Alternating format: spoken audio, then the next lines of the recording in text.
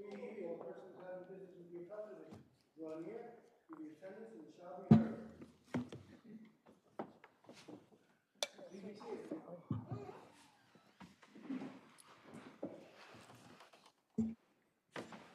Good afternoon, and welcome to the Appellate Division First Department. Most of you know the drill. I will begin with the call of the calendar. Please know that presently we have over 6 hours of argument time requested. So, we have read your record, your briefs. We are fully familiar with your case.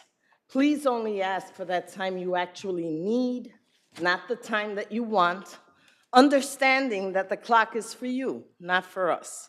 So if you make arguments that elicit more questions in our mind, we continue past the time.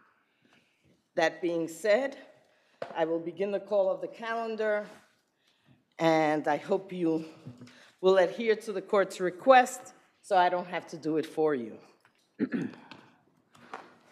People versus Nasim Jones. Great start, submitted. Gonzalez versus Broadway. Appellate request 4-1. Respondent, accompanied with 10 minutes. 4 and 1 and 5.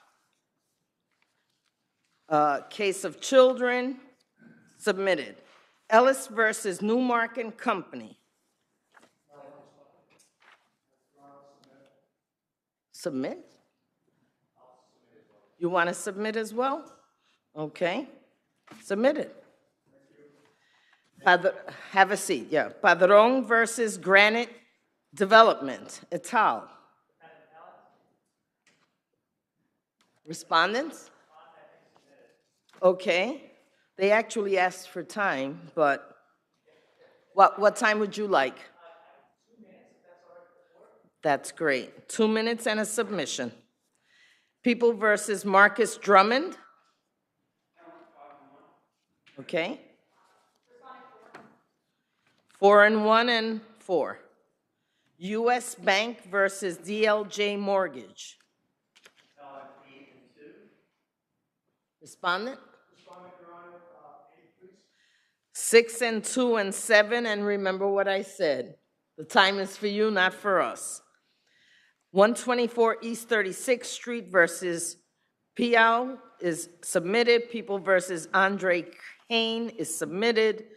People versus Dominique Lamardo, submitted. Fedor versus Esposito.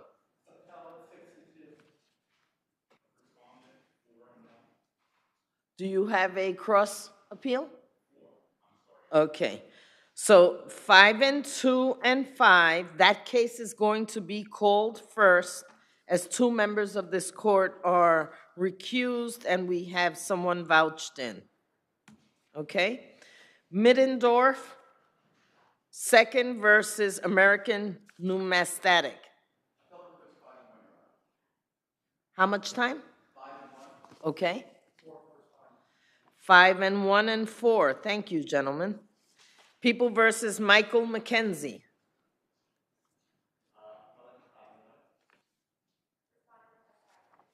5 and 1 and 5. People versus Jacqueline Sanjuro.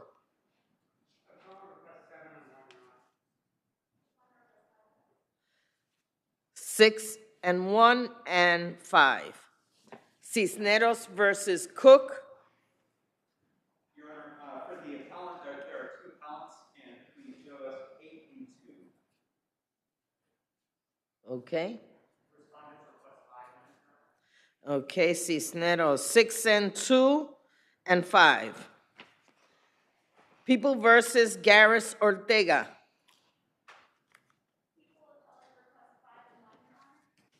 Respondent request 4, Your Honor. 5 and 1 and 4. People versus Louis Torres or Quinn Torres. Appellant requests 5 and 2. Respondent requests 5 and 2 and 5. Zurich American versus Insurance Company. Appellant request 6 and 2. Defendant respondent request 5. 6 and 2 and 5. Castillo, Patterson, and Marrero are all submitted.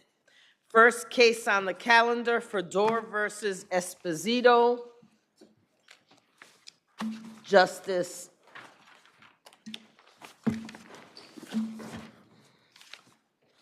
Give me 1 second.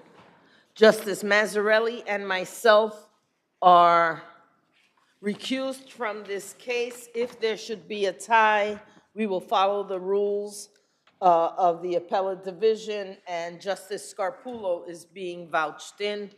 Just hit the gray button.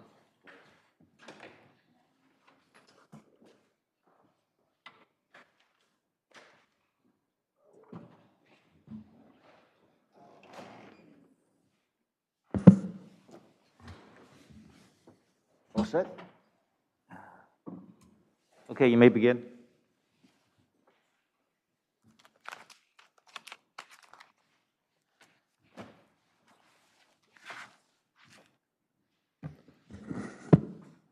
May it please the court, Eric Berry for the appellant and petitioner below, Peter Fodor. This is a fraudulent conveyance case. As you know, our first point is the court below did not apply the proper standard of review. It applied the standard that would be applied at trial, a preponderance of the evidence standard.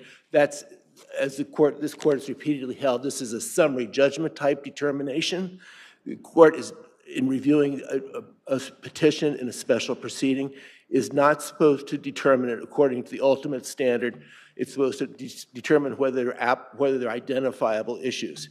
In Ferranti versus American Lung Association, this precise issue was presented to the Court of Appeals, and the Court of Appeals, in affirming a ruling by this court, held that the defendant and the trial court confused plaintiff's ultimate burden with the showing needed to withstand a summary judgment motion. Generally, a plaintiff is not required to prove his claim to defeat summary judgment. There's no finding that we didn't raise sufficient evidence to identify issues. At minimum, the case should be remanded for trial or discovery.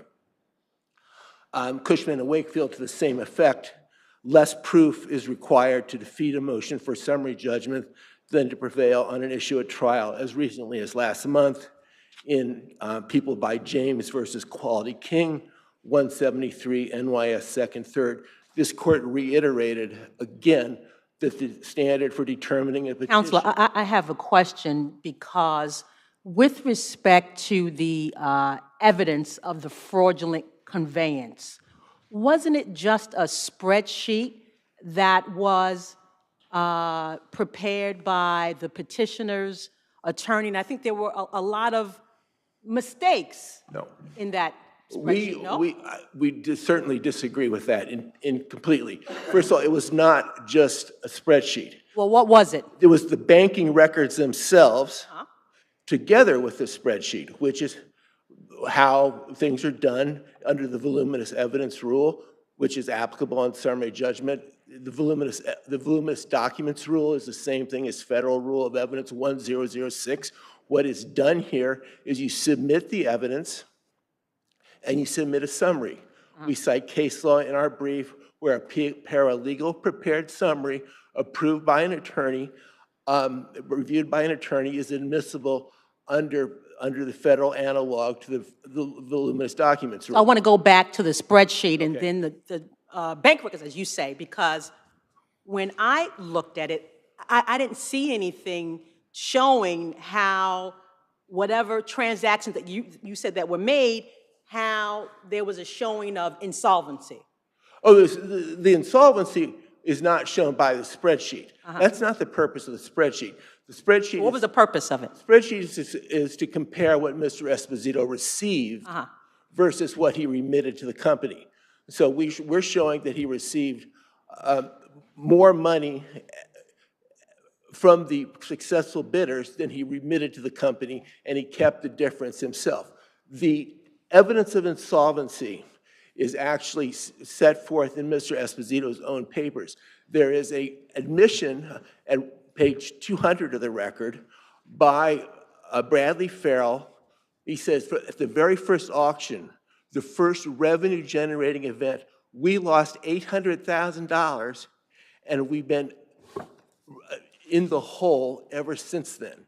That one sentence, although you need to look at the document digitally because it's very small, that one admission by Mr. Farrell shows that for the entire time, the company was actually insolvent. So the amount that he kept for himself, that all depends on the argument that he wasn't retained by the company, that there was no sort of attorney-client relationship? I think there was an attorney-client There was not. relationship. You're saying that there was not. No, I'm saying that there's no written employment agreement. Right, so you're saying that there was no relationship. No, that's not the argument we intend to make. The argument we intend to make is that in fraudulent conveyance cases, if an insider receives money from an insolvent Yeah, I company, get it's got that, to but be reasonable. I get that, but if he gets it, if the money is based on work, I mean, it's work as an attorney, that's a different story, right? I'm not hearing you. If he gets money as an attorney for work he did for the company, that's, I mean, he's getting paid for work for But legal it still service. has to be a reasonable amount in light of the circumstances. If he's being, this company, according to this employment agreement, agreed to pay him almost $17,000 a month when it had no revenue generating events even on the horizon, a startup. And we've introduced all this evidence that the employment agreement actually is a forgery. So, counsel, what did you submit that it's to show that it's a forgery? We compare, okay, so. Did you put in an expert report? No, there's no expert report. Did you, so the guy says I signed it, and the head of the company says I signed it. So what did you put in that would raise an issue of fact? There's a word process signature from Mr. Farrell. We asked Mr. Farrell, is that your signature and an information subpoena? He did not respond. Again, did you submit, he averred that he signed the agreement, right? Mr. Farrell did Did you not. put in any expert opinion that would? No, there's no raise expert it? opinion. So, yeah, okay. But it's Okay, still- you'll get rebuttal time, thank you. Thank you.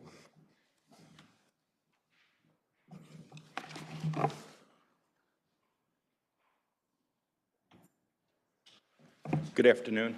May it please the court, Frank Esposito from Esposito Partners on behalf of the respondents, Esposito Partners and Frank Esposito. Your Honors, the trial court judge had it absolutely correct when he described this case as one resting on pure conjecture and surmise and against the weight of the evidence. With respect to the appellant's arguments that the court didn't apply the proper standard, it's well settled in this district that the ultimate burden in a turnover proceeding, and let's not forget that petitioner decided to bring this case as a turnover proceeding, not as a regular proceeding. The ultimate burden rests at all time with the petitioner. This court, in McAllen versus Gerard Hermes, said the standard of proof of fraudulent intent is one of clear and convincing evidence. The trial court found that there was no evidence submitted to establish the claims. As we just heard from petitioner's counsel, no evidence. Well, everything seems to flow from the fact, the challenge as to whether or not you even had that you provided any legal services, right? I mean, that's the crux of it, because if you're not doing any legal services, then arguably any money you take should not have gone to you. But I didn't see anything in the record that really challenged that type of relationship.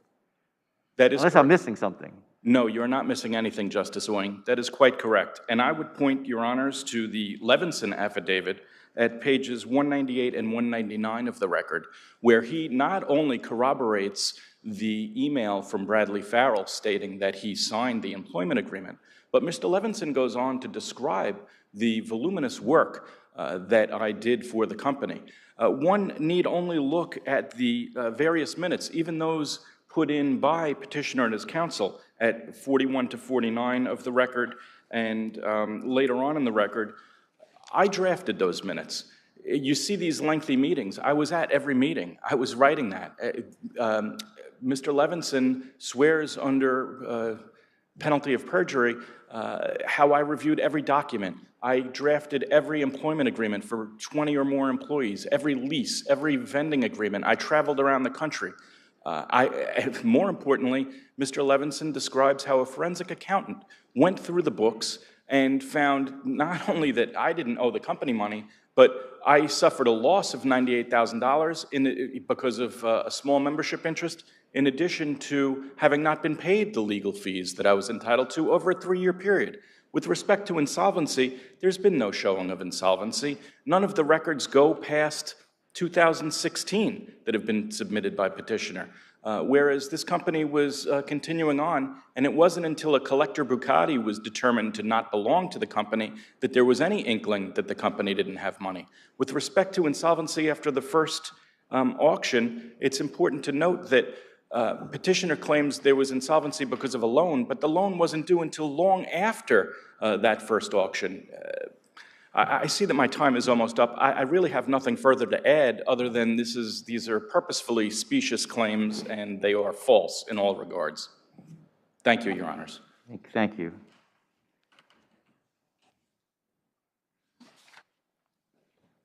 With respect to the employment agreement, it's not been authenticated. It can't be authenticated because a cursive font for a word processing system is not a self-authenticating signature. The State Electronic Signature Act refers you back to Rule CPLR Article 45. There's nothing in CPLR Article 45 that would permit it to be authenticated. With respect to the burden here, the burden is on when there's an allegation, a colorable allegation of bad faith. And here all the money comes into an escrow, to what is called an escrow account, but it's actually a business savings account. Mr. Esposito does not account to it to the consignors. He does not account to it for the company. He takes some of it for himself, sends some of it to the company. With respect to this Betsy Rich and Peter Zimmer transaction, he received $440,000 from Mr. Zimmer, gave $400,000 to Ms. Rich. The $40,000 difference went into his own pocket. This is not the way an escrow account is supposed to be operated. This is evidence of bad faith. That shifts the burden. That colorable allegation of bad faith shifts the burden to the respondent, to the transferee, to show the solvency of the company. This court, the Second Department, have issued numerous decisions which we cite about this burden shifting. All the evidence they show about solvency, $800,000 lost at the first auction. Last auction is a losing proposition. $2 million debt at the end. $2 million debt on $500,000 in revenue. That shows the company was losing money every step of the way. The employment agreement, if it was authentic, was not reasonable. What kind of startup with no revenue events in the offing agrees to pay a lawyer who's already got an equity interest in the company? And Mr. Farrell's testimony and Mr. Fodor's testimony is not hearsay. He says okay, that. counsel, we have everything. Thank you very much. Thank you.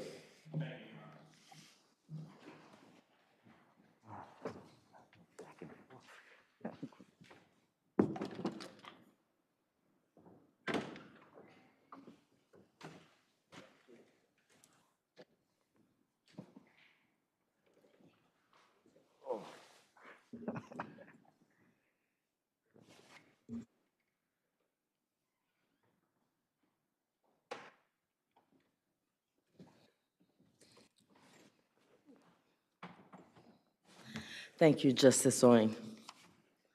Okay.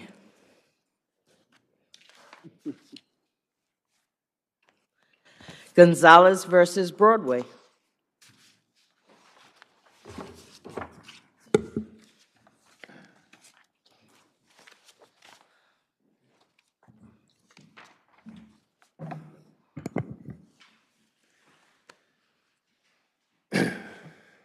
Good afternoon. May it please the court, Patrick Lawless for the appellants.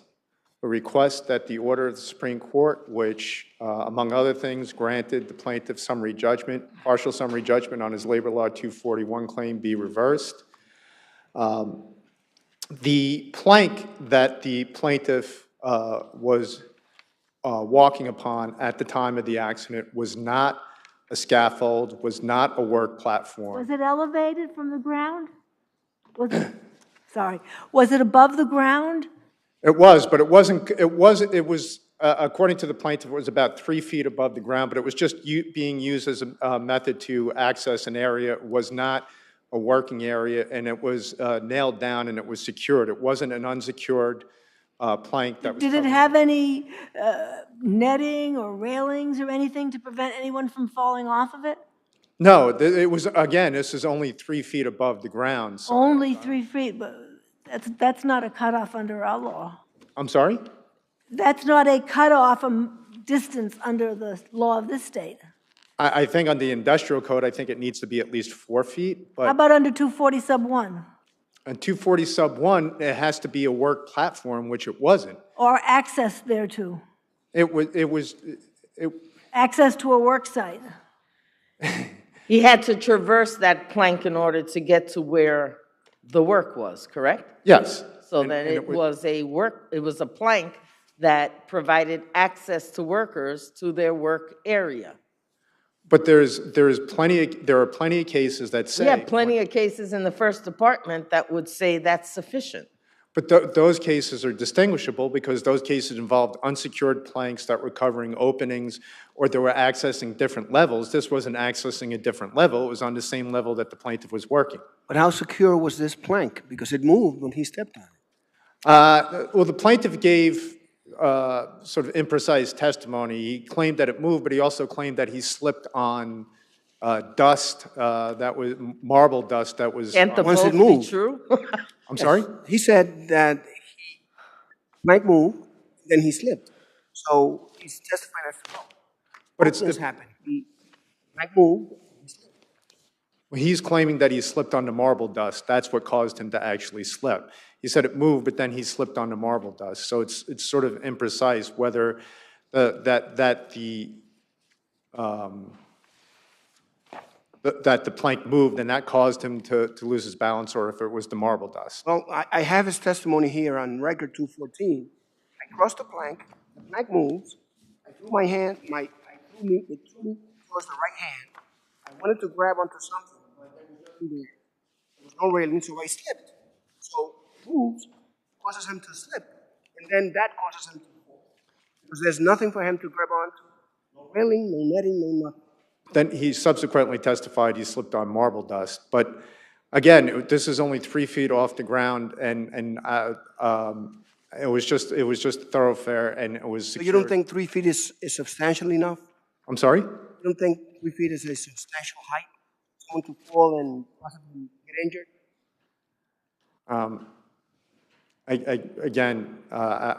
I'll just say that this plank was just being used as a thoroughfare, and it wasn't being used as a work platform. With respect to the 200 claim, there's no evidence that the defendants had any notice of any defective condition. As a matter of fact, there were no prior complaints, and the plaintiff himself said that he didn't even notice the dust which allegedly caused him to slip at any time prior to the accident.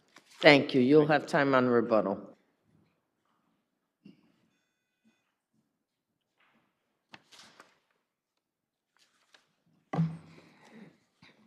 You may proceed. Thank you. May it please the court, my name is Oliver O'Wade on behalf of the respondent from William Schweitzer and Associates.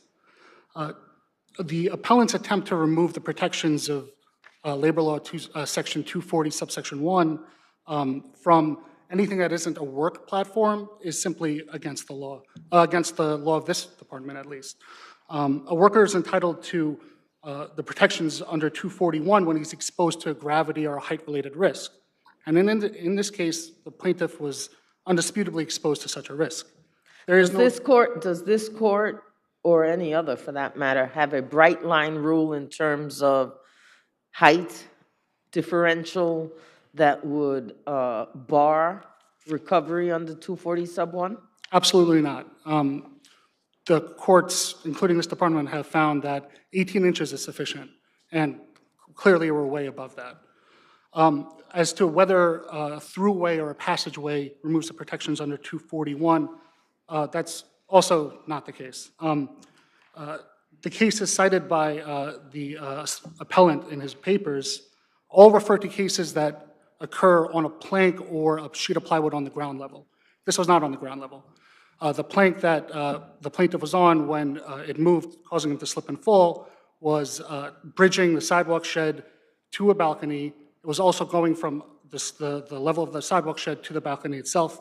And it's not on the ground level, it's not covering stairs, it's none of that. With respect to 200, the labor law 200 and common law negligence claims, the appellant cites the wrong burden, which he failed to meet in his summary judgment motion. They failed to submit any evidence when they inspected the plank, when they inspected the sidewalk shed, who did, and therefore they failed to meet their burden dismissing the 200 and the common law negligence claims. In addition, the testimony from the project manager on the job site admitted that there was a stonemason company in the vicinity of the plank cutting stone, and that they were aware of it and did nothing to remedy it. I think that's all for me. I'm going to rest on my papers. Thank you. Thank you. Subject to rebuttal, sir. There's no subject to, but thank you. I'll just rest on my arguments and on my brief. Thank you Good so afternoon. much. Have a good day. All right.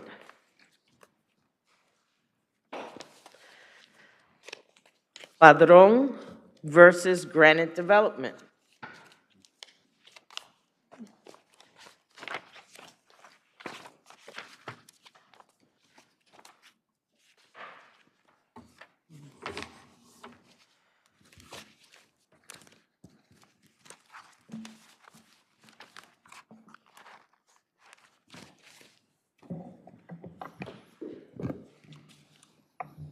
You may proceed.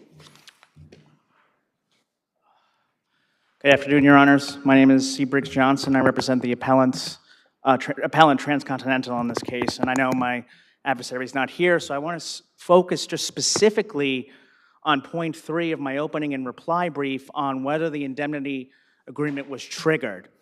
And I know it's the third best argument, but I still think it's a very persuasive argument because the subcontractor that I represent, that plaintiff was employed by, while the indemnity agreement was undoubtedly broad, I believe there's no question on this record that you could find that plaintiff's work was incidental to the long-standing watery condition that he fell on. And what I mean to say is that under the Vasquez case and the DeGidio case that I cited in the reply brief, when you have a contractor that it's a mere coincidence that when he is performing some work, that he also gets injured on that work, even though the dangerous condition is created by another contractor on that job, this court has held time and time again that even though the indemnification agreement is broad, that it is not triggered under the facts of the case.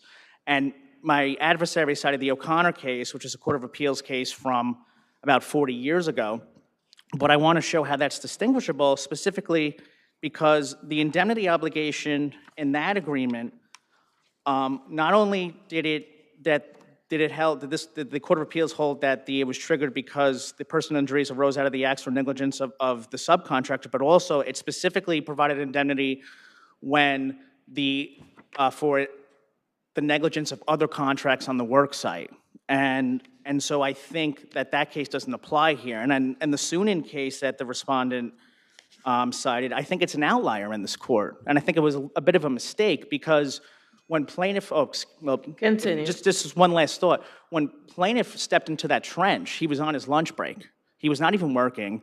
And another subcontractor dug that trench, and this court still held that the subcontractor plaintiff's employer had to identify the general contractor. I think that is contrary to 5 years of more clear law from this department, and I hope that this court would follow it in this case.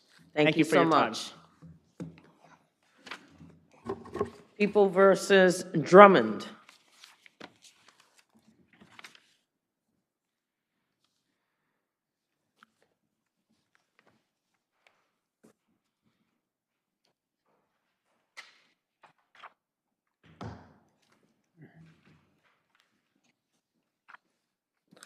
You may proceed. May it please the court. Mark Silverman, DLA Piper, pro bono counsel for appellant Marquise Drummond. Your Honors, there are 3 issues on this appeal. One is whether an appeal waiver was valid. Two is whether Mr. Drummond's 3-year post-supervision release is excessive and should be reduced. And third is whether fees assessed should be waived under a recent fee waiver statute. I'd like to start with the third issue. In August 2020, the legislature enacted CPL 42035, parentheses 2A, which allows the court to waive. We are familiar, and as I'm sure you are aware, this court has already opined on this issue. So perhaps you should incorporate into your argument why we should not follow our own precedent in People v. Diaz. Well, my understanding is that this court has not reached this issue. I understand it's declined to reach the issue, but if I'm mistaken, Go ahead. I'm sorry? Go ahead. If I'm mistaken, I was checking last week to see if this court had definitively ruled whether it's retroactive. I know it's declined to take up the issue. And so the Second Department has in Deshaun B. And the state's main issue with this court, with that decision, is whether it applied the wrong precedent on retroactivity, whether the matter of Gleason line or the matter of Bellag-Utsi line applies. And as we argue in a brief, those cases apply different analyses based on different procedures and different procedural postures. So Gleason applies a presumption of non-retroactivity for non-punitive statutes as to final cases or those on appellate review, and there must be a positive intention found by the legislature for retroactivity. Well, don't you have to also grapple here with the issue of the waiver? Yes, I do, Your Honor, and I skipped that, but if you'd like, I'll go back to that. And the waiver is not valid because the court suggested that all mistakes would be waived, and that really the entire rights of appeal would be waived. Because when you look at that colloquy, and it's about half a page, the court begins by telling Mr. Drummond what an appeal is, that he would be waiving his rights to an appeal. Then he says what an appeal is, and then he says you're giving up all those rights. So the court says as part of this guilty plea, you're waiving your right to appeal. Then he explains how normally the right to appeal would apply, which includes all mistakes that took place in this courtroom. Your argument would be made that the sentence imposed was harsh or the sentence excessive. And all of that is confusing because he says there would either be new proceedings in this court or a dismissal. Then he says you would come back here and your argument would be I'm sure you're familiar with People versus Thomas from the Court of Appeals, which is pretty flexible as to what has to be included in the waiver discussion with the court. Sure. So you have that issue, and then you have the issue of why the sentence here should be reduced. Even if we were to say that the waiver wasn't valid, why does this person warrant a sentence reduction? Sure, and just to finish that, if you look, I mean, right after the court explains the appeal issues, he says, do you understand you're giving up your right to appeal? And he says yes. So that's bookend by that. But then why does he deserve a reduction is because he's out now. He had a 3-year incarceration, 3-year PSR. So he's on PSR, post-supervision relief. So we understand that post-supervision relief serves an important goal. But we understand that extended post-PSR can be counterproductive. What the Nathaniel Act program said was that Mr. Drummond needs stable housing, he needs mental care, and that he's psychiatrically stable to return safely in the community. Those who have mental issues are more likely to have their supervision revoked for technical reasons, which can divert him from his Counsel, how does the Less is More Act apply in this case? Isn't that a remedial in nature for your client for post-release supervision? Are you familiar with the Less is More Act? The Less is More Act? Yeah, the one that, if you're out on PRS, that you can reduce that time being on PRS, provided that you continue to stay out of trouble. Well, I'm not familiar with that. Well, that's a big one. Yeah, well, my understanding is he has 3 years now, and well, he went back, according to unless I'm correcting me if I'm wrong, but he's incarcerated now on another crime, on another conviction, right? No, so he got out this summer, and now has 3 years. He's not incarcerated? No. Oh. Okay, you'll have time on rebuttal. Thank you.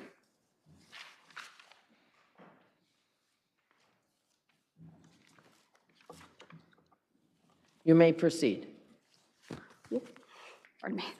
Good afternoon, Your Honors, Counsel, and may it please the Court. Reva Grace Phillips for the respondent, the Bronx County District Attorney's Office. Defendant validly waived his right to appeal, thereby foreclosing both his excessive sentence and mandatory surcharge claims.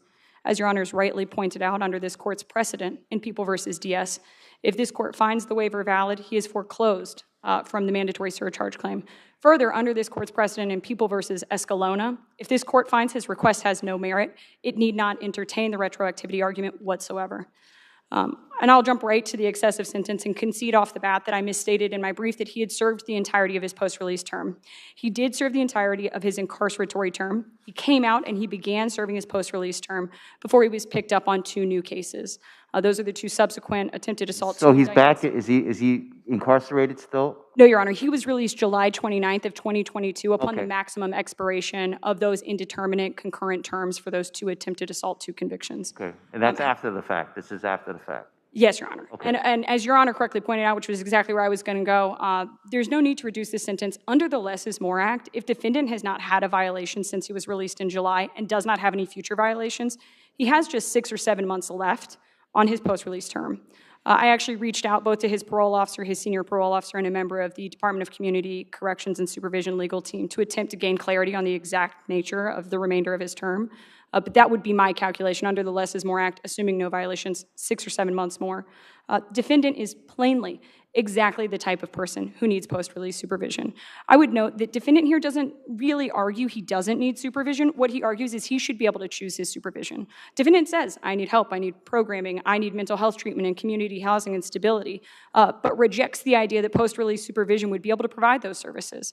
And in fact, we can see from defendant's own conduct in this matter, where he was kicked out of one of those programs, that even where defendant faces consequences for the failure to abide by those sorts of programs, he is unwilling to abide by those restrictions. Thus, he is exactly the type of person who needs post-release supervision. Similarly, he is exactly the type of person who should pay mandatory fines and fees. This is a defendant who continuously gets out and goes back and victimizes members of his community. He is creating victims. So to pay a $25 victims assistance fee seems de minimis for the amount of damage he's caused to his community. Furthermore, You know, does he have a job? Your Honor, we're not aware. Defendant has provided no records as to whether or not he's employed. Where is he supposed to get the $25 to pay the fee? But Your Honor, he likely would have already paid some of these fines and fees during his incarceratory terms. He also provides no records regarding what of those fines and fees he's already paid. So defendant provides us very scant facts. He literally... I mean, to me, it's almost like you might be encouraging some activity that wouldn't be positive so that he could get the money. Well, Your Honor, again, I believe he's already paid some amount of these fines and fees. Additionally, post-release supervision would help him obtain employment and make sure that he is staying steady with his employment. And I would additionally note, Your Honor, that he is the one who has the burden of proving under CPL 42035 sub 2A, if that statute is even valid, he has the one who has the burden of proving that he needs that relief, that he's entitled to that relief. He hasn't met that burden here. He could also make a motion under 42010 seeking that the surcharges be waived, where he could have the opportunity to create a more fulsome record about exactly why he's indigent, about exactly why this would cause a hardship upon him. Instead, he chose to seek to appeal this matter despite having waived that right after a carefully crafted plea deal that he himself failed to abide by. Unless Your Honors have any other questions, I ask that you affirm. Thank you.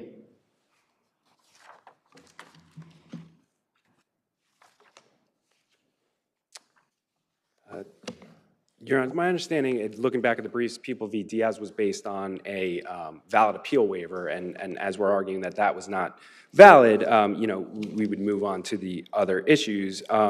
And no, Your Honors, he does not have a job as far as we understand. We are not aware if he has paid these or not. I don't believe he has. And to Your Honor's point, the part of the legislature's policy is that juveniles who commit offenses and have to pay these fines may be incentivized to go out and commit other crimes to pay the amount. And the legislature has made that decision a policy decision that it's fair for people who commit crimes as juveniles to not have to pay these fees if they're adversely affected of their reintegration. And we submit that Mr. Drummond would be adversely affected by attempting to pay this where he doesn't have a job. He's homeless. He's been homeless. And the state says he violated his deals. That's not true. He was 100% participation in the Nathaniel Act. It's unclear why he had to stop going to the Nathaniel Act. He then went to Task. Task then had misstatements in their report, which were then corrected, but then Task still didn't take them. Even the court didn't understand why. So he's not somebody out there, not. Well, they didn't take him because he had failed out of the program he had been admitted into prior. Well, it's not. Typically, a new program isn't going to take someone who was non-compliant in the program he was accepted to previously. Well, he was compliant and he was doing He got kicked out of the program, no? No, that's not correct. The program prior to the one who declined him? No, he was not kicked out. Okay. I see nothing in the record that says he was kicked out of that program. In fact, they were still willing to work with him, the Nathaniel Act. And when he was transferred to Task, possibly because of his other arrest, they were the ones who didn't want to take him. Okay. And for all those reasons, we respectfully request, Your Honors, reverse and hold the fee statute is retroactive. I want to thank you both, and sir, I want to thank you for your pro bono service on this case. Thank you. U.S. Bank National versus DLJ Mortgage.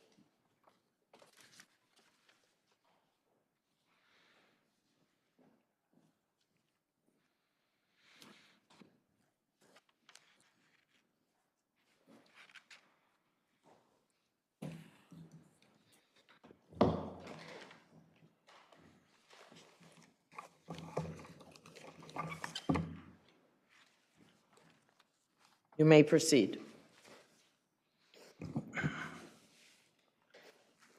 May it please the court, David J. Abrams for Plaintiff U.S. Bank as trustee. This appeal seeks to reverse the trial court's decision. You guys just keep coming back, I guess, we're looking at 480 loans, right? The 480 loans that the Court of Appeals says are not, you can't proceed on those claims because that the pre-notice that the trustee served were not specific enough for these 480 loans, correct? That's correct, Your Honor. The Court of Appeals says you may have a theory on the discovery of these 480 loans, correct so far? Correct. The Court of Appeals did not address the discovery. So essentially, your action has not been dismissed. Your claims are still going forward with respect to the non-480 loans. So how does that fit into 205, which says an action is terminated? Your action isn't terminated. I mean, just by its own clear language.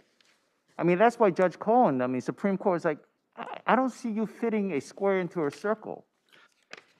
So, Your Honor, and one last one. I think you want to pursue or you want to get 205 relief because you don't want to get hit with a statute of limitations defense, right? Because you never pleaded the discovery theory in your complaints, did you?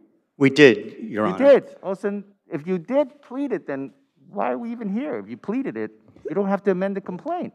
So, Your Honor, let me address that. I know you've asked several questions. Yeah. So, first of all, we believe this is not a voluntary discontinuance that precludes the filing under 205A, and let me explain why. There are numerous cases, including authority in the First Department under the censor case that we've cited, and other cases, that authorize refiling where there has been what we call this fatal but curable defect, meaning solely a failure to satisfy a procedural condition precedent having nothing to do with the merits here. We're talking about something that takes place with respect to this procedural condition, and we believe that takes it out of the category where 205A would preclude the claim. There are cases, which we've cited to, which demonstrate where there is a clear intent to seek a decision. So, counsel, you said something very interesting. You said that you did plead the discovery theory for the 480 loans. So in my mind, if that's in fact there, why are you even here? Why do you need to have a voluntary a discontinuance of the 480 loans? Because you just said the theory of discovery has been pleaded, so you wouldn't even have to make a motion to amend to add a new theory. Your Honor, at the time, the alternative, we were pled in the alternative because there were two ways to satisfy the condition proceeding. Notice or discovery. Right. So our position, Your Honor, is that we should not be obligated, and there's case law to support this, that to go through a discovery case and to put on all the evidence and to go through the trial will be at a tremendous complexity. It'll add length to this trial, and it'll be a real. So I don't understand. Then how does this short circuit that? I mean, if we know that you cannot proceed with the 480 loans under the notice theory. What you just says is like, how do you get a, then how? Oh, Your Honor, we believe we can proceed on the 480 loans because. Which theory? On the theory that if the loans are dismissed here, we have the ability to then serve. But they're not dismissed. You're seeking to voluntarily discontinue in order to restart a claim again. That is different from a dismissal. No. Very different. And you know that. Well, it's dismissal, but in terms of whether that's a voluntary discontinuance under 205A, the case law, in our You view, are moving to voluntarily discontinue. I don't understand the argument. The very motion that you're making is saying exactly what you wish to do. correct. And making an argument to the contrary doesn't change the facts here. But, Your Honor, there is authority for dismissing a case where it is not, if it's by court order and expressly reserves the intention of the parties to bring an action under 205A, there's authority that provides that. Counsel, that would be a great argument if the court had actually dismissed it, but it didn't. But what you're arguing, the court. So you are seeking now to voluntarily discontinue under 205A and then reassert the claims in another action. We are. And 205A specifically prohibits that, no? Or am I reading wrong? No, 205A does not prohibit it when the case is accepted from this voluntary discontinuance provision. And we believe this dismissal, which is not on the merits in any way, does not otherwise come within the exceptions of 205A, is not a voluntary discontinuance for the purpose of the statute, when we believe the court should have ordered this dismissal without prejudice. The court did not do that, but it was our request that the court do that, because if it's done with this reservation of rights to bring an action under 205A. I'm still trying to grapple with the 480 loans that we're looking at, right? You want to proceed on those. You want to litigate those 480 loans that the Court of Appeal says currently you can't do it. How are you going to do that? Putting aside all the procedural aspects, how would you prove the 400, if you're allowed to do that, how would you go about proving the 480 loan claims? What theory are you going to use? So currently, we have a discovery theory, but if this claim is allowed to proceed as we've requested, we would proceed on this trying to establish based on the notice condition procedure. So you want us by motion to amend the notice that did not include these 480 claims. And now through motion practice, you want us to create this pretend situation like you had. Your Honor, I don't. That's what you're saying. That is exactly what you are arguing. Your Honor, Let's pretend that I issued the notice on these 480, and we're going to proceed as though I had them in there. That's what you are asking this court to do. We're not asking the court to pretend that the 480 notice was issued, Your Honor. The court did not address, the Court of Appeals did not address in this decision the ramifications of what happens in a subsequent 205A action. It was not before the court. What we're saying is that the 480 loans can be discontinued by the court on court order. That allows the trustee to then basically. But it's what, you see, when you say that, and it's being requested by motion of a party, then it's not the court doing it. This is not a sua sponte reaction by the court. This is a request by a party Right. to correct my error. Well, it's not an error, Your Honor. It's the fact that Then the court... proceed under the discovery theory, which you still have, but you'll have time on rebuttal. Thank you.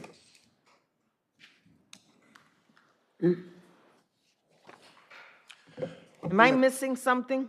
No, Your Honors, and good afternoon. May it please the court, Richard Jacobson of Orrick Harrington on behalf of DLJ. Your Honors. So all along, I thought it was a statute of limitations issue. I thought that this whole process was 205 insulates the claimant from a statute of limitations defense, right? Because 205 says, you got 6 months, go commence the action, you're done, you're good to go. So I thought, okay, because 203 doesn't allow you that statute of limitations defense, or doesn't allow you to insulate yourself from statute of limitations. But now the argument is, no, we want to go, we have the discovery theory, we pleaded it as an alternative theory, so it's there, we don't have to make a motion to amend, so then go forward. He says, well, there's a lot of work, but that's what it's there for, right? I mean, I don't understand why we're here.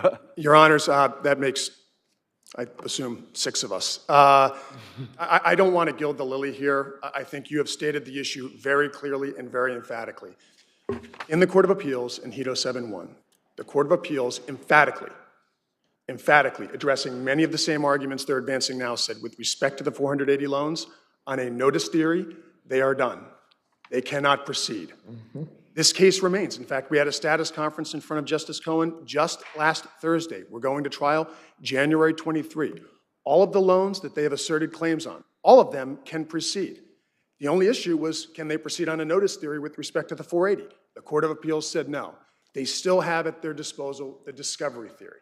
See, that's what I thought. I thought that they had to replead, and that's where they were going to get subject to a motion to dismiss on statute of limitations. But he just told me, look, you know, we have the discovery theory, and I'm just like scratching my head, like, why are we here? Your Honor, a lot of work doesn't mean that you have to do this, right? I mean, that their case is tougher, that it's more burdensome, that they may have more work.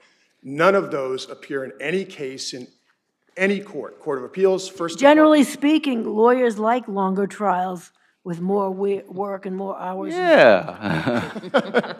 The junior associate is the one that usually loses the weekend and loses the sleep. I've lost plenty of weekends too, Your Honor. But the point is, I do give credit for how transparent they're being here. They want an end run around the Court of Appeals decision in Hito 7-1. It's that simple. Yeah, you know, I was thinking about that too, because they could have just gone for the 3217 stipulation and get the court to so order it, and that was it, and then go ahead and do what they wanted to do, and then that would be subject to more motion practice down the road. I mean, yeah. Right, and Justice Cohen, they sought under 3217 with leave to file under 205A, and Justice Cohen said, no, you can't do that. He actually took out the CPLR on the bench and read the first 2 lines. Me too. Me 3. Got it right here. Me 3. It is very clear. A voluntary discontinuance prohibits a party from availing itself of 205A.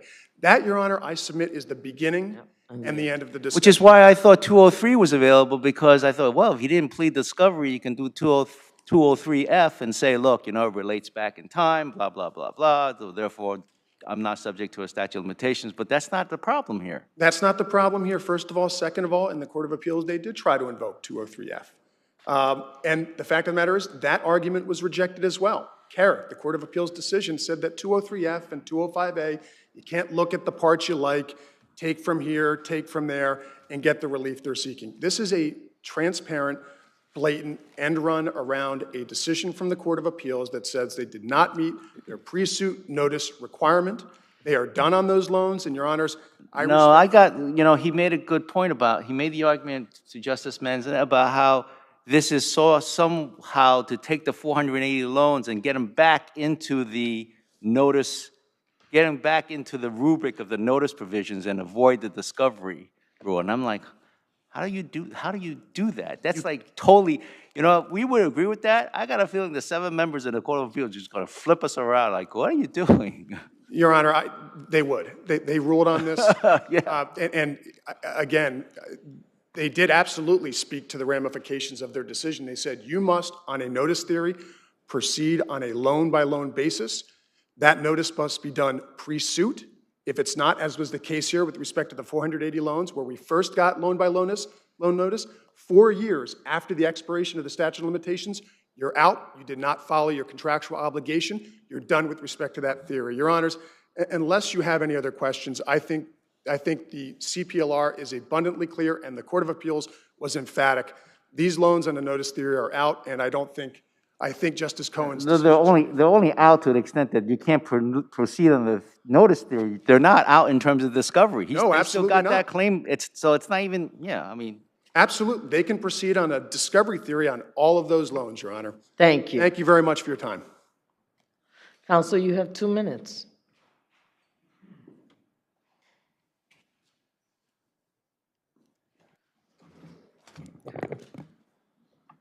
Your Honors, I just want to respond to a couple of points, and I sense the hesitation from the bench, but... What hesitation? It's called the Court of Appeals. Hesitation? I don't think this is. What we are arguing, Your Honors, is that 205A, you have to look at the substance of what's being discontinued here. There's case law on the Modi Enterprises. Counsel, don't you have to think about the law of the case? The Court of Appeals has already set something on this particular case regarding your notice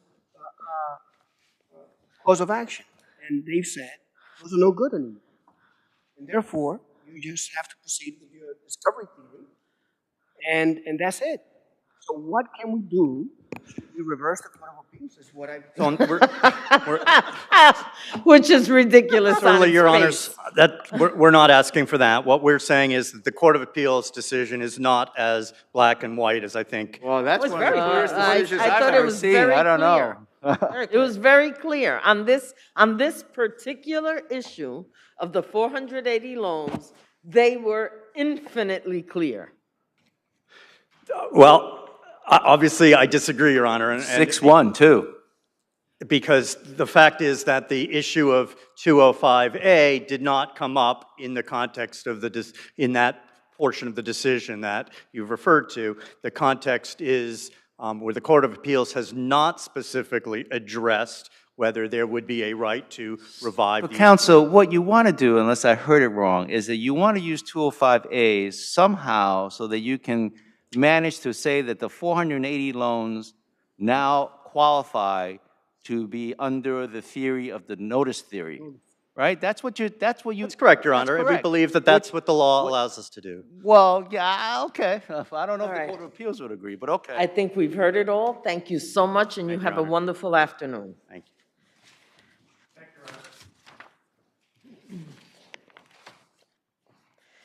Middendorf versus American Numismatic.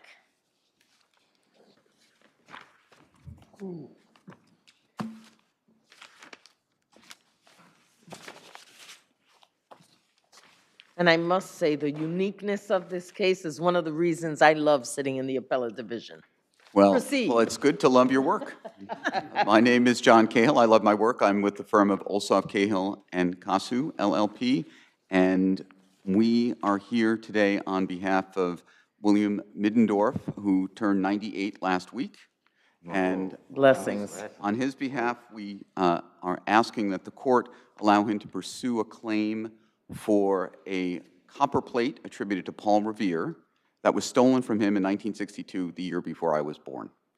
And it was stolen in New York City. Not surprisingly, the New York City Police Department decided that they probably couldn't find something taken out of his car, and they didn't even take a report. He later found it at the American Numismatic Society, which is a museum, and the museum said, you can't have it back because we need a police report. They claim that they are a good faith purchaser, and they claim that the Paul Revere plate is not counterfeit. It's a counterfeit plate, correct? Yes, they claim to be, I think they're good faith recipient, maybe they're purchasers, but we don't dispute their good faith. Yeah. And they claim that it's not a genuine Paul Revere plate, it's a counterfeit. And I believe there's an allegation that they've had it posted on their website, and they've made it available throughout the entire time that they've owned it for people to examine, to look at, whatever they want to do appropriately with it. So you have a problem with the length of time that's elapsed here, I believe. And when the request for the return was made, when the refusal was made, those are the core issues of this case, I believe. Yes, Your Honor, and those are core issues for this court and the Court of Appeals, which have long ago has addressed these issues. And New York is almost unique in having a demand and refusal law. So it Well, requires we are in New York, and I concur with my colleague. This kind of case is one of the great things about the appellate division. Who gets to deal with Paul Revere? Right, right, and whether it's accounted for or not, it And I'm from doesn't Boston, matter. so it's particularly. So he wants it back, and he believes it was his, and he has evidence that it was his. And under the demand and refusal law, what I'm here to emphasize to you is that a refusal has to be a refusal. My children know what a refusal is. You know it when you see it, and this was not a refusal either under in plain English. Can we agree that there are soft refusals and hard refusals, and both suffice? Your Honor, I would respectfully agree that there can be a soft refusal that could suffice, but this isn't one of them. A soft refusal would be the kind of refusal that you get in another case, or but in this case, it was not just not a refusal; it was an invitation to locate new evidence, and then once it had been located, to bring it back and say, we will work with you to address this claim. Counsel, that's not even close to a Counsel, refusal. is this language, would this language constitute a refusal? Under these circumstances, I am sure you can appreciate that the ANS, mindful of its fiduciary and legal obligations, cannot and will not release the plate on the basis of the information presented. Perhaps that alone might have been more persuasive, but in the next paragraph, a lawyer for the American Numismatic Society says, but once you locate new evidence, we will be happy to address the claim at that time. And my concern is... But are they telling you right there and then that they will not release that plate to your client? They will not release it? No, they're not. They're telling our client, and they're telling his lawyer, whom threatened to sue them, that don't sue us. We're not going to give it to you back now at the present time, but we will, once you locate new evidence, you can come back to us and we'll keep talking. And did you come back with new evidence? Indeed we did. And did they keep talking? Indeed they did. We came back with what How soon after did you come back with the new evidence? It was years later. 2021, 4 years after? I believe it was 4 years after, yes. The statute is how many years? Well, the statute only begins to run when there's a refusal. Well. And the reason for that is because the Court of Appeals has said that we want to make sure that there's an actual wrongdoing here. There's a tort. And the tort happens with the refusal with a good faith purchaser. So this language was placed in a letter in 2017, and you come back with additional information in 2021, which is 4 years later. Yes, Your Honor. So by then the statute is run. No, Your Honor, I don't think so, because the statute didn't even start to run, because you didn't say, and they ought to have said, and I think this court should hold so that it doesn't have to hear cases like this, that it has to be an emphatic disagreement so that people, rich people, poor people, unsophisticated people know, now you have to sue me.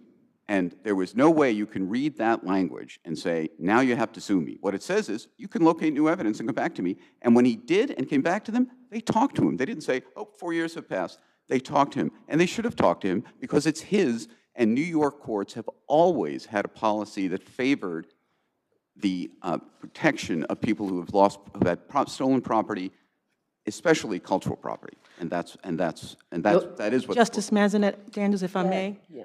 You know, but let's go to the 2016 letter, because certainly I have now carefully reviewed all papers, but even with the new material in hand, we still do not see any proof that the item was stolen from you before it was, acquired by the society. As it is clear from our detailed online description, the plate was acquired as a counterfeit, and even today, all experts seem to agree on this. There are other things said here, but this does not constitute a refusal. Clearly, just by this language alone, they are not returning the plate. Yes, and that's after that, Your Honor, they got a letter saying, I'm going to sue you. And that's when they said, listen, come back. If you want to come back, you locate new evidence and come back to us, we will address your claim. Not that you don't have a claim, we've addressed it and you lost, we're not doing it. They said you have not done it. And I think that's an important public policy because people ought to know that. I also think the law, and we've cited it, that says there shouldn't be not qualified and provisional. It should be clear. The court should have clarity to start this running. They should favor negotiations and discussions of people learning things, and then they should be fair when there's any ambiguity. Certainly, as a matter of law, that the words "come back to us" are not sufficient. You'll have time on rebuttal. Thank you, Your Honor.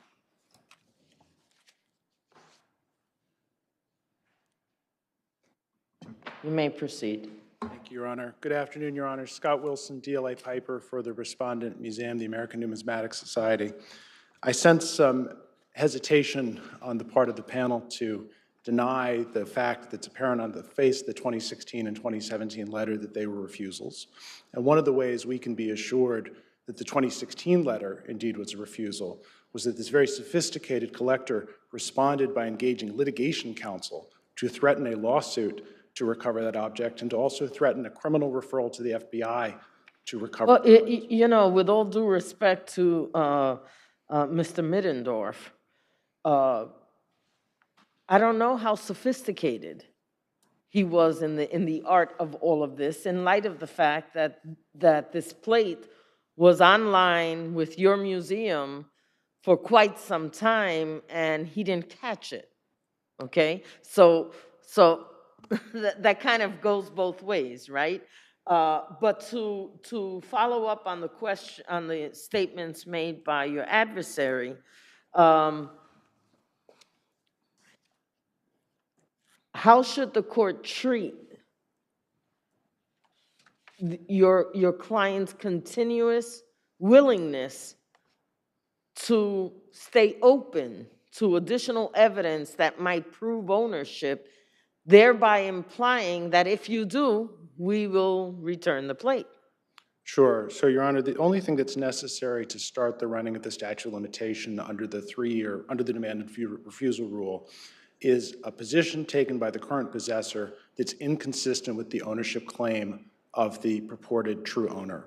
And in Swain, for example, this court's decision in 2016, a letter that offered to return the object but conditioned that on the payment of storage fees and the exchange of releases was alone considered to be sufficient to be a refusal.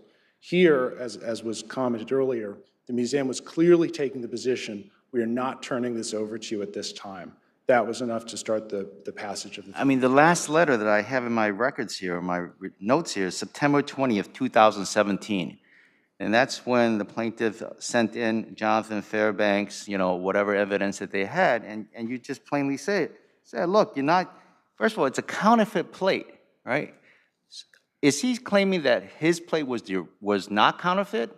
Because you're taking a position, I mean, I'm trying to get that straight in my head. You're talking about a counterfeit plate, not the original. I believe plaintiff alleges that at the time he acquired this piece in 1959, he believed it to be a real thing. Real thing. It somehow left his possession. When it turned up in the possession of the museum, it was received as a counterfeit object. It was sold to the museum by a curator of the museum at that time. Your position is that this is not the real thing. Correct. He's saying that this is mine, it's a real thing. So right off the bat, we have a dispute as to, what is this? This is real or not, right? But putting that aside, you got September 2017, that letter is it. I mean, it says, look, we're not giving it back to you. So even if you use that time period, you still statute of limitations run, right? I mean. Agreed, Your Honor. And it's telling that in the so-called 2021 communication that was referenced, I'm at record 61. The so-called expert report that was submitted at that time referenced explicitly, quote, long history including the ANS's refusal to return the property to Ambassador Middendorf. The very report that Mr. Middendorf had submitted in 2021 to the museum, in fact, states on its face, we recognize the ANS has previously refused in 2017, as you point out, to return the object to us. Okay. If there are no further questions, we ask that you affirm the decision below. Thank you. Thank you. Counsel, you have 2 minutes.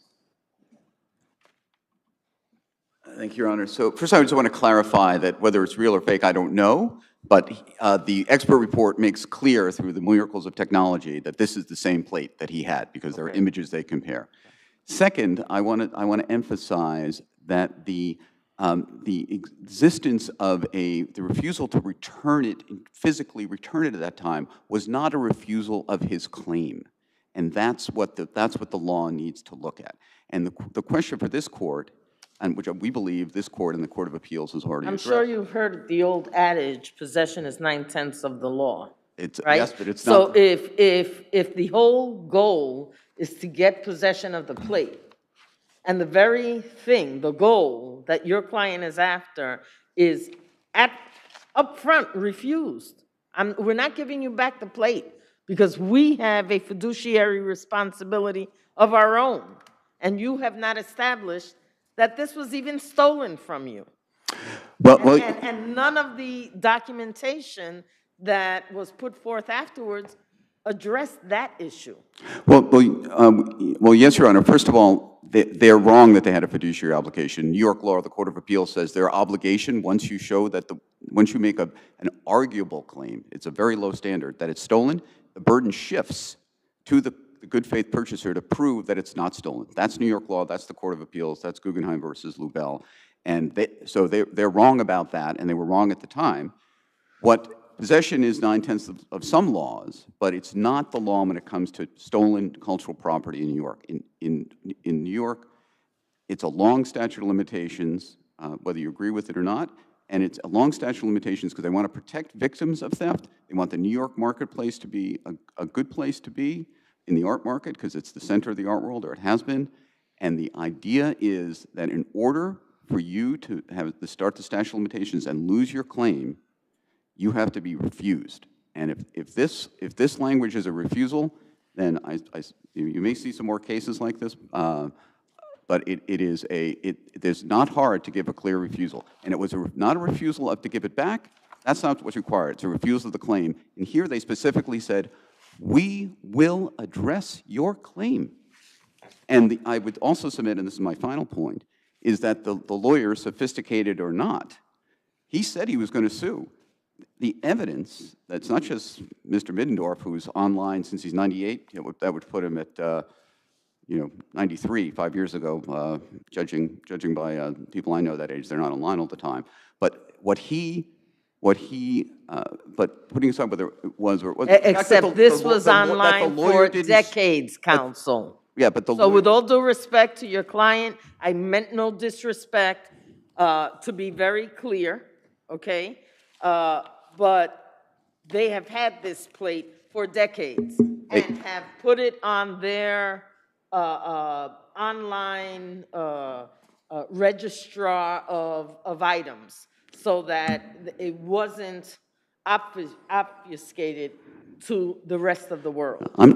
Was my point. Yeah. That's all. Yeah, and I'm sorry, Your Honor, my point is only, I don't know what the record reflects in terms of, is that the fact that the lawyer didn't sue when he said he was going to sue and called the FBI, I think is very powerful evidence that he didn't see it as a refusal.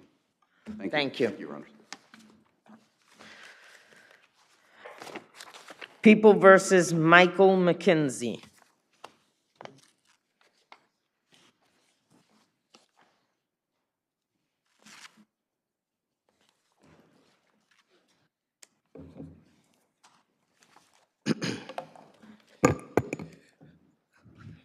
Your Honor, may it please the court, Daniel Lukowitz, pro bono counsel, co-counsel with legal aid on behalf of the appellant Michael McKenzie. This court should reduce Mr. McKenzie's sentence to the minimum for 3 reasons. First, counsel, before we get down the road here, which sentence are we talking about? We're talking about the PRS, the 5-year PRS? We're asking that his prison sentence be reduced to 5 years and his PRS be reduced to 2.5. Is he out or is he still incarcerated? He was released in March, and he's currently released. So the sentence is not, I mean, he's satisfied his sentence. He's completed his sentence, correct? He served 6 years and was released on good supervision. Right, so putting that aside, you're looking now to reduce his PRS, which is a 5-year. Yes, we are requesting that he reduce the PRS. Right, you can't reduce a sentence when he's completed it. I mean, right? I mean, it's. Well, as a matter of looking at the record in the past and deciding whether the record was unduly harsh, we believe that All right, so we're looking at the 5-year PRS now. Yes. So have you factored into the concept of less is more act? I mean, I don't know if you heard that argument earlier today. Yes. How does that affect your argument? Well, post-release supervision is a punishment and should be only Restorative and remedial. I mean, yeah, right? Right, to the minimum, but it ultimately does have restrictions that would put an increased burden on Mr. McKenzie, namely curfew, his ability to leave the state. What we're asking is to have that reduced so that he can ultimately be reunited with his family and have more access to employment. Is his family out of state? Unfortunately, his wife, when he went to prison, had to return to her family in South Carolina due to her physical disabilities, and he cannot leave the state to I'm visit her. pretty sure the less is more takes that into consideration because it was a holistic statute. I mean, the way it was prior to that was pretty draconian. I mean, sneezing the wrong way gets you back into incarceration. Absolutely, it was draconian. There's still. Right, so now, did you look at that? It's better, but it's not perfect. Ultimately, the legislature did find that post-release supervision had technical faults that could put individuals back in prison, and that was Right, but more a problem. specifically to your point about him visiting family out of state, the less is more does not address that? Mr. McKenzie is not permitted to leave the state, to my knowledge. He's not permitted to You didn't visit answer his. my question. Does the statute not permit that? Because I'm sure that's one of the things that was addressed. I can take a look at that if I'm wrong. Oh, okay. But it's my understanding that he cannot leave the state to visit his wife. Ultimately, though, even his curfew being at 9 p.m. limits his ability to get employment, which showing his experience. Again, I don't want to belabor the point, but I think the less is more statute does address those. Those are serious issues that were right at the top. And you can always go to your parole officer for a special waiver of that time if you find employment that would interfere with that. That may be possible. Ultimately, it requires additional efforts by Mr. McKenzie, who is a... So what? So what? So because it's a little more difficult, that should be a basis for changing the sentencing? There's got to be more than that. Well, if we look at the record in the past, Mr. McKenzie is a first-time felony offender. He has a history of mental illness. He had a break in his life at a moment of severe stress due to the death of his mother, increased expenses due to her funeral, the loss of his job. This is an outlier given his history. Based on that, the legislature, when it permitted 5-year sentencing and 2.5-year post-release supervision for similar crimes, envisioned an individual like Mr. McKenzie who could have been sentenced that way. Based on these facts, that sentence could have been appropriate. Mr. McKenzie has had no history of violent offenses other than this one moment. He's 50 years old, and he is now in the community. By the respondent's own admission, he is doing well in the community. What we are asking is for that to be expedited so he can reconnect with the community and get his life back on track. He's been released from prison. That is clear, and he was based on good behavior. Mr. McKenzie is the ideal candidate for looking at his sentence, realizing it was unduly harsh, and permitting him to continue on with his life. You'll have time on rebuttal. Thank you so Almost much. Done. Thank you.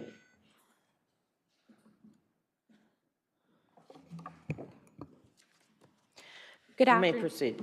Good afternoon, and may it please the court, Faith Petrolio for the people. The court should affirm defendant's sentence, and as an initial matter, defendant did validly waive his right to appeal, and so his excessive sentence claim is foreclosed. But beyond that, defendant received a fair and appropriate sentence as a part of a negotiated plea. So the points that I raised with counsel, the less is more statute, all the issues that he says that are problematic that may actually be harmful or prejudicial to his client, that's all addressed in the statute, I think, correct? As far as I understand, the Less is More Act will drastically reduce the amount of technical violations that a defendant can. And as Justice Manzanet said, you know, you can always go to the parole officer and say, look, I got a job that takes me 11 o'clock at night. I mean, I got a curfew at 9 p.m. Can we work? So I don't think, I think the holistic approach of where we're going is to try, it's not to, for technical violation, putting people back in. I mean, which was, you know, horrible in that sense, right? I mean, That's my understanding, Your Honor. Additionally, the plea agreement that defendant was able to negotiate did take into account all the factual information that counsel just brought up, including his mental health and substance abuse issues. And after considering all these factors, defendant was given a very lenient sentence, just 2 years above the minimum, even after he slashed a stranger on the subway with a box cutter, cutting his tongue, lip, cheek, stomach, and arms. So defendant's sentence should not be disturbed on appeal. If there are no other questions, we ask that you affirm. Thank you. Thank you. Counsel, you have 2 minutes. Thank you. I only have one other point to make. While the legislature has permitted individuals to have a lesser post-release supervision burdens, if Mr. McKenzie had been sentenced initially to a lower minimum post-release supervision, he would be benefiting even further from less is more. So we're asking that the court take into consideration its prior precedent, People versus Reyes, where an individual who engaged in a machete attack had his sentence reduced from 11 years to 8 years under I was on that case. Excuse me? I believe I was on that case. So then maybe you're aware of it. Yes, and that case was a drastically different kind of situation. There are many facts that share similarities with the one here. The individual had managed their schizophrenia for several decades. They had demonstrated that they were a first-time felony offender, unfamiliar. I mean, my concern here, to be clear, is that your client managed his mental health issues, which are very real, on his own without medication for over 10 years. And he did so okay for those 10 years, and then he has this snap, okay? So it clearly creates a concern for this court that perhaps he does not have full insight of his mental illness and his refusal or lack of pursuit of mental health treatment is what brought him to this place. Well, Your Honor, he is currently receiving therapy every 2 weeks. He is taking his medication. He is addressing his anger management issues and has only 4 sessions left. He has been dealing with his mental health issues for 5 decades. He lived through homelessness, sexual, physical abuse, and he has not engaged with the criminal justice system.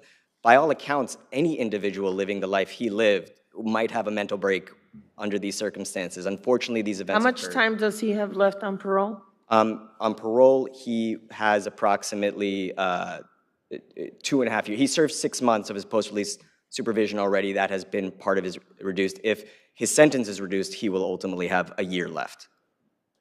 Okay, but if not reduced, his PRS would be? I believe it's another 2 years. 2 years. Okay, thank you. Thank you. Thank you for your pro bono service, sir. Thank you very much. And thank you, counsel.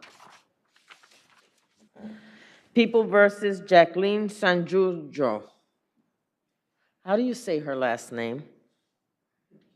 Sanjurjo. Sanjurjo. Sanjurjo. Shame on me. Okay. Good afternoon, Your Honors. My name is Lawrence Hausman, and I represent Jacqueline Sanjurjo on this appeal, which seeks a reduction of her sentence from 12 years to 10 years in light of a host of mitigating circumstances. But before I get to those, I would like to address the appeal waiver so that I can discuss why this court is empowered to reach the merits of her sentence. And I would just point out, as a context for reviewing this appeal waiver, that given Ms. Sanjurjo's mental health and competency and comprehension challenges, it was imperative in this case for the court to have an appeal waiver that was a model of clarity. And here instead, the appeal waiver was really misleading on key points.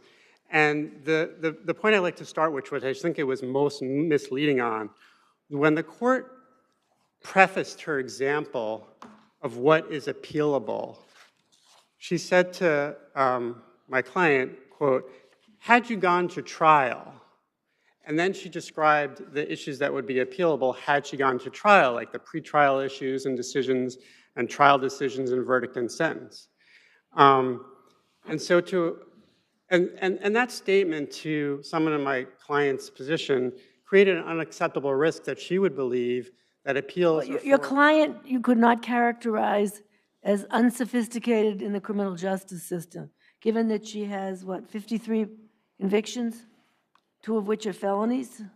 Your Honor, she's not unsophisticated, but she, well, I'm not going to say that she's sophisticated because her mental health problems have infused her criminal history, and I'm going to get to her criminal history in a moment, but I would just say that her, the fact that leading up to this plea proceeding, for a year she was, held incompetent to stand trial. She was briefly held competent and then incompetent again. It was just really important for this to be crystal clear. And I mean, this judge also went out on a limb here.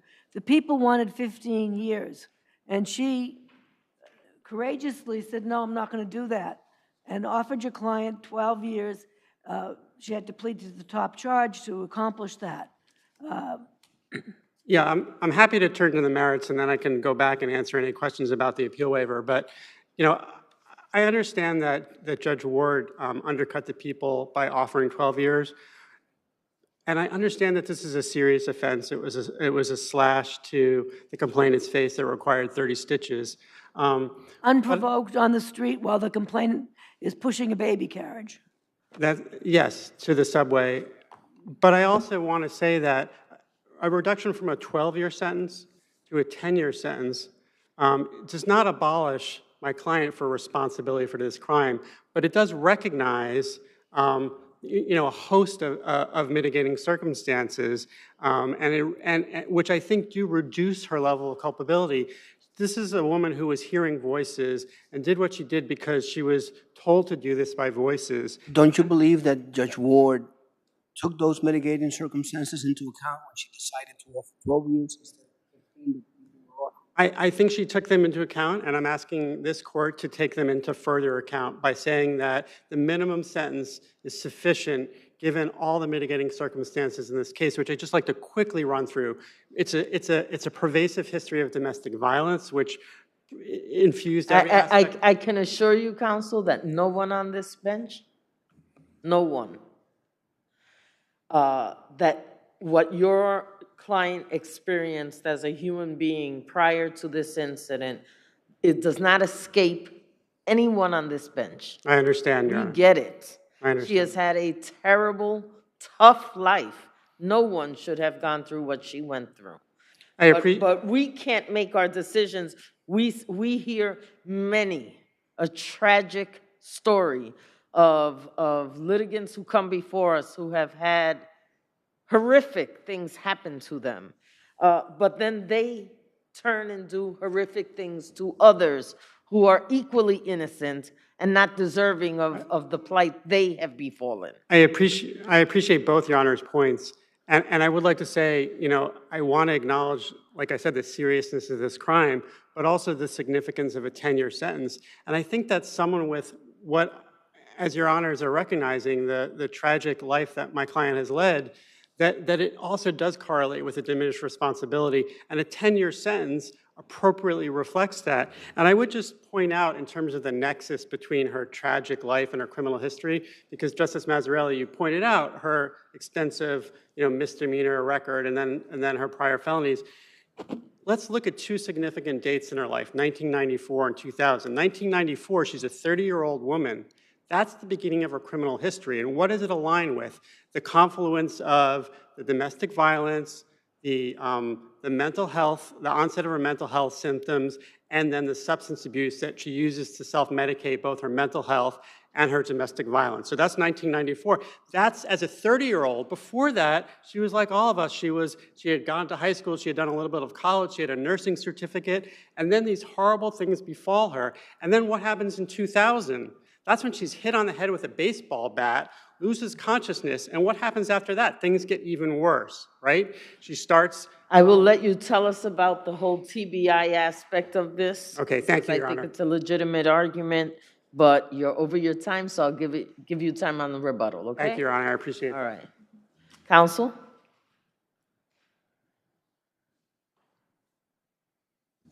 You may proceed. Thank you.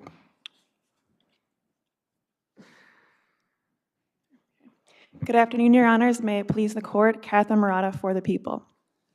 To begin, the defendant validly waived her right to appeal, which forecloses her excessive sentence claim. Regardless, her sentence was fair and appropriate and should not be disturbed on appeal. First, all of the factors that referenced by defendant were well known by the sentencing court, and Justice Ward took them into account when fashioning a sentence only 2 years above the minimum. In fact, the court reviewed the pre-pleading memorandum that defendant submitted, which detailed defendant's previous mental illness, substance abuse, and domestic violence. In addition, the court held a lengthy conference in February, only a month prior to the plea proceeding, which discussed the potential sentence with both parties. And in fact, defense counsel thanked the judge, Justice Ward, saying he appreciated how much time he spent with the parties before making a decision on the sentence. Second, defendant's offense was quite violent. She followed a mother pushing her 18-month-old baby in a stroller into the subway station, slashing her so severely that her wound required 30 stitches and she suffered nerve damage. Taking this all into account, Justice Ward undercut the people's recommendation of 15 years incarceration and imposed a sentence of 12 years, which was only 2 years above the minimum sentence. I can address the appeal waiver if the court so wishes. Otherwise, if there are no questions, I ask that you affirm defendant's sentence. Thank you. Thank you. Counsel?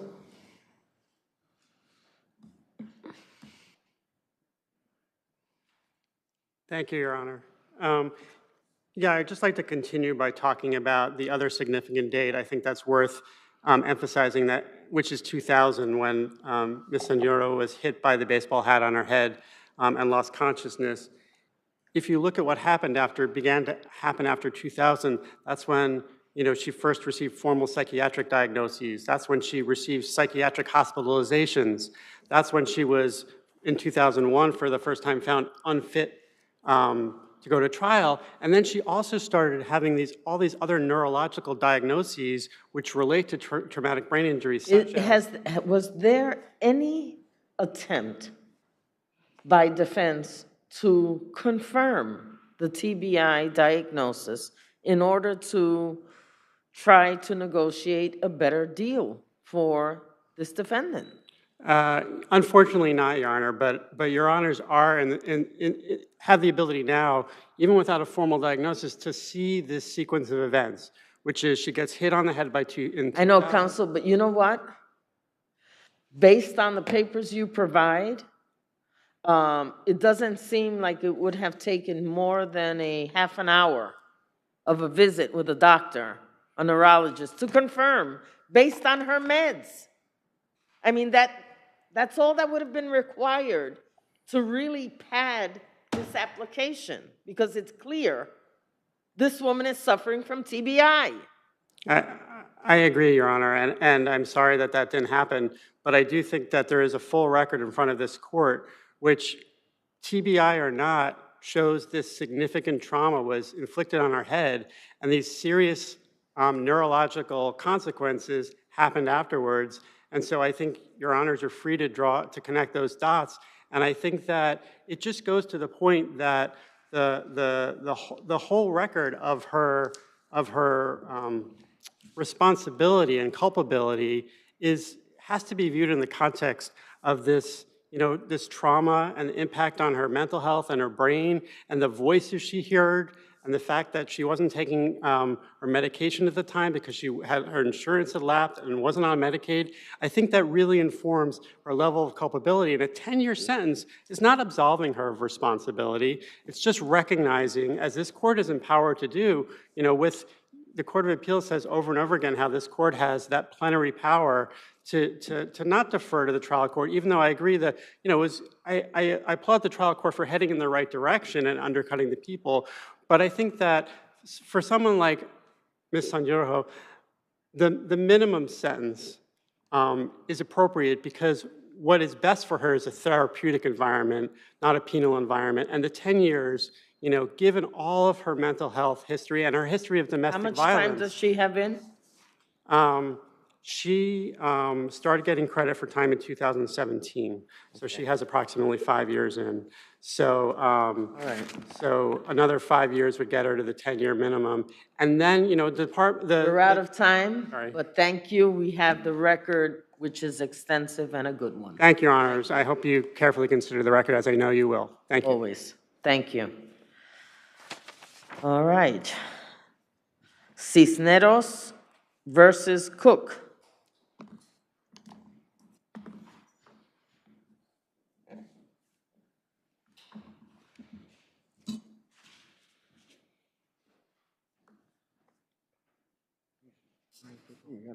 We only have 2 people arguing, right? Because there's not enough chairs for all these bodies. Just saying, okay? If we can do the Pro Hoc Vice applications first. Got you, yes, please, let's do that. Sure. Robert Schechter, for the appellant, I make an application to have Jesse Banal appear Pro Hoc Vice for Donald Trump. That application is granted, welcome. Another application, hold on, let's hear all Pro Hoc Vici applications first. Good afternoon, Your Honor. May it please the court, my name is Christopher H. Fitzgerald. I ask permission of the court that Christopher P. Desmond of Johnson Law PLC be permitted to participate in this appeal. Is that you? It is. Welcome, and your application is granted. Thank you, Judge. Thank you. Is there another application? No, okay. May it please the court. Jesse Banal on behalf of Donald Trump and Donald J. Trump for President Incorporated. There is another appellant who's represented by counsel as well, so I'll take the first part of the argument if it's okay with the court, and then he'll take the second part. Okay. And so then you're taking just 3 minutes? Yes, Your Honor. Okay. Your Honor, plaintiff's lawsuit was the pedagogical example of a strategic lawsuit against public participation. In fact, they admit as much on page 19 of their brief before this court when they claimed the video at issue was published, quote, because defendant Trump and his campaign were in the midst of a presidential campaign and were in full fundraising mode. It is hard to come up with a clearer example of political speech than a presidential campaign and political fundraising. They brought this lawsuit on the eve of a national election as retribution for politically protected speech. There was no new rule or an extension of any rule that they advanced below. By any definition, it was a violation of the anti-SLAPP statute. It was a violation of the anti-SLAPP statute as it existed before 2020, and it was a violation of the anti-SLAPP statute as it existed in November of 2020 when it was amended. The Supreme Court erred when it declined to order the fees and costs in this matter should be ordered. And since then, this court has addressed the issue of retroactivity. But one important thing to remember is that there was no new legal duty here. The plaintiffs always had a duty not to abuse the court system by bringing a lawsuit that violated the anti-SLAPP statute. And they will Counsel, if I may, Yes, let's Your just go with the retroactivity of the statute, because it's clear that the statute is retroactive. We've spoken to that, so why should we not follow that? Your Honor, a couple reasons. First of all, and perhaps most importantly, the decision of the court did not rest on the change in the law. The change in the law was whether fees may be awarded or shall be awarded. The decision of the lower court rested on whether or not there was a new rule put forward. So that's the first reason. The second reason, Your Honor, is that it wasn't something that they litigated below. They didn't litigate the issue of retroactivity below. And so, for instance, if they had, then we could have fully gone through that issue at the Supreme Court. Because we did not have an issue to fully develop that record below, we have a moving target when we get here, and the issue when everybody assumed the statute was retroactive before, as opposed to where we are now when it's assumed that it is not.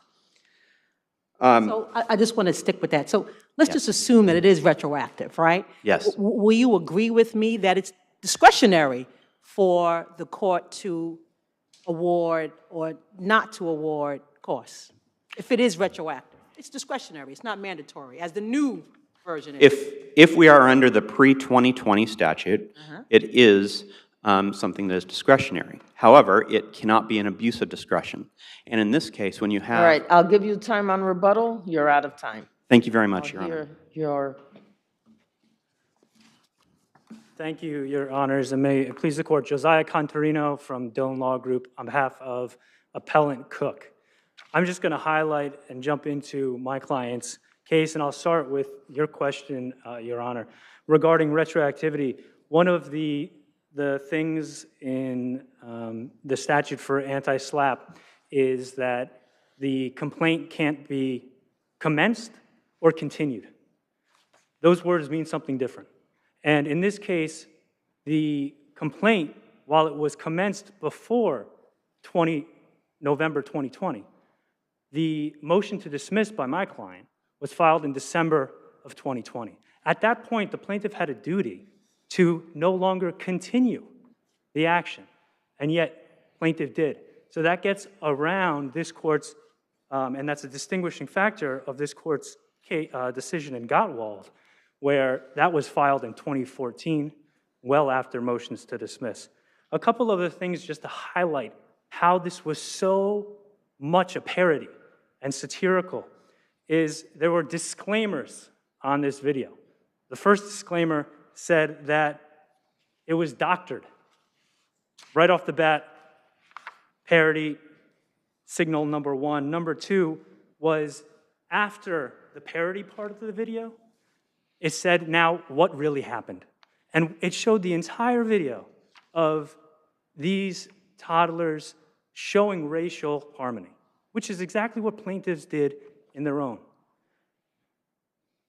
Two other really quick signals of this being a parody is the see something, say something, which was text at the end of the video, which we see all the time from governments saying, if there's a suspicious object, see something, say something.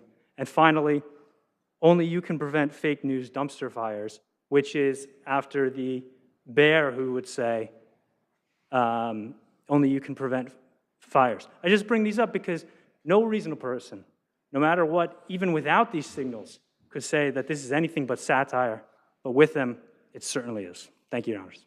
Thank you. Counsel. Thank you, Your Honors. Christopher Desmond on behalf of the respondents.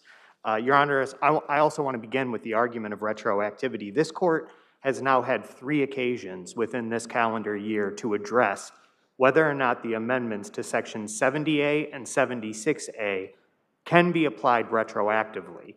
In all 3 instances, this court has unanimously held that those amendments do not apply to actions that were filed prior to the amendment of this lawsuit, or the amendment of the statutory authority in November of 2020. Between those three decisions, 4 of the members of the panel today have all reached that holding. Justice Oing is the only member who has not had an opportunity to opine on whether or not this applies retroactively or not. Your Honors, I also want to explain that part of the argument in the reply brief that was made by Donald Trump specifically was that the Gottwald decision was incorrect because it misapplied the Court of Appeals decision in Regina, which is the decision that explains when statutes can and cannot be applied retroactively.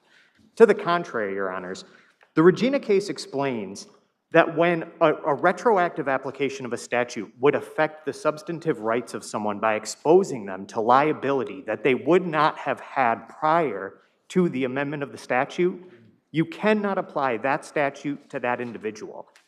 Here, to apply this statutory authority to our clients would expose them to liability that they didn't face before in 2 different respects. First of all, it changes the standard from a may standard to a shall standard, which increases the liability that they could face. Second of all, the anti-SLAPP statutes that existed prior to this amendment were focused on public applications and public permits. They were limited. The amendment to Section 76A redefined what public participation meant. Had we been operating under the original statute as opposed to the amended statute, this would not come within the realm of the anti-SLAPP statute. Certainly, even if this court had an interpretation of the prior existing statute, at best, what that does for appellants is put them in a position where they have to argue that the Supreme Court violated its discretion, abused its discretion in choosing not to assess sanctions, costs, and attorney fees against my client. Respectfully, Your Honors, when you look at the case law that exists prior to the amendment, the arguments that were presented both in the motion response and that formed the premise of the complaint allowed for us to make a reasonable argument that under existing law, the conduct of these defendants violated our clients' rights under the Civil Rights Law Sections 50 and 51. Specifically, I'd like to direct this court to the Beverly opinion from the Court of Appeals, which addressed that when you're using someone's image or likeness in what is essentially an advertisement in disguise, that conduct is actionable. And to be clear, the persons in this case are infants. They're toddlers. Correct. Correct, Your Honor. Correct. And I believe what I heard opposing counsel say at the beginning of his argument is that this was a fundraising effort. If they're acknowledging that this was a fundraising effort now, which is something that we weren't able to delve into because we didn't have an opportunity for discovery below, but if they're acknowledging from President Trump's campaign that it was a fundraising effort, and we know for Defendant Cook's purposes that he specifically provided a link to his Patreon webpage, which is a webpage that allows people to donate money to him in response to the videos and so-called memes that he's producing. In light of that, I think there was a reasonable argument under Section 50 and 51 that these were merely advertisements in disguise. So this court has ruled that the amendment does not apply to these cases, which should foreclose this appeal. But alternatively, if this court were to revisit that, there is no evidence that this trial court abused its discretion in declining the request for sanctions. Thank you. Thank you, Your Honors. All right, you gentlemen have you have 2 minutes combined, so you're taking one each? Your Honor, I believe I will take the Both? 2 minutes for rebuttal. All right. Your Honor, to be clear, we have not conceded that this was for any sort of fundraising effort. Quite to the contrary, we were just citing from the brief of the respondents in saying that that is what they charged that it was a fundraising effort, political fundraising, which is protected First Amendment activity. So even under their own arguments, it's something that is very clearly covered by the anti-SLAPP statute. And they they want the court to look at the motive for why particular speech was made that's protected under this anti-SLAPP statute, regardless of the fact that that's something that the Court of Appeals has specifically dealt with and specifically prohibited doing. The Messenger Court was quite clear with that, with a rather an appellant in that case who was a child who was being mischaracterized, and it was a false characterization of her in quite frankly in a sexual way. And even in that case, because it was something that was deemed newsworthy, because it was something that was part of the anti-SLAPP process, the Court of Appeals says that it could not be looked at. It doesn't make it any more disgusting. The Messenger, right? It doesn't make it any more disgusting. It may not be actionable, but it is abhorrent to use the images of children for other purposes, political or otherwise. Your Honor, the point that was made in the video was to say that that was the exact opposite point that they're trying to say, that it was some kind of effort against those particular children. But regardless, we're here today specifically on the law. Thank you. Your time is up. Thank the court. People versus Garris Ortega.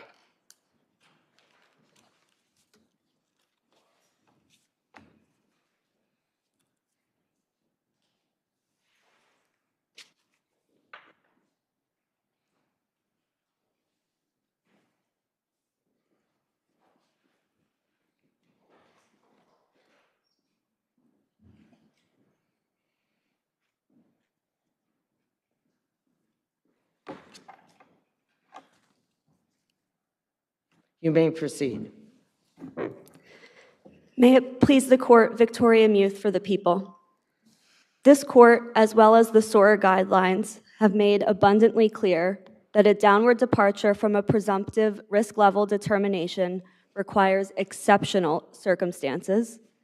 Here, it is clear that there were no such circumstances, and the SORA court abused its discretion in granting the defendant a downward departure to the lowest possible risk level.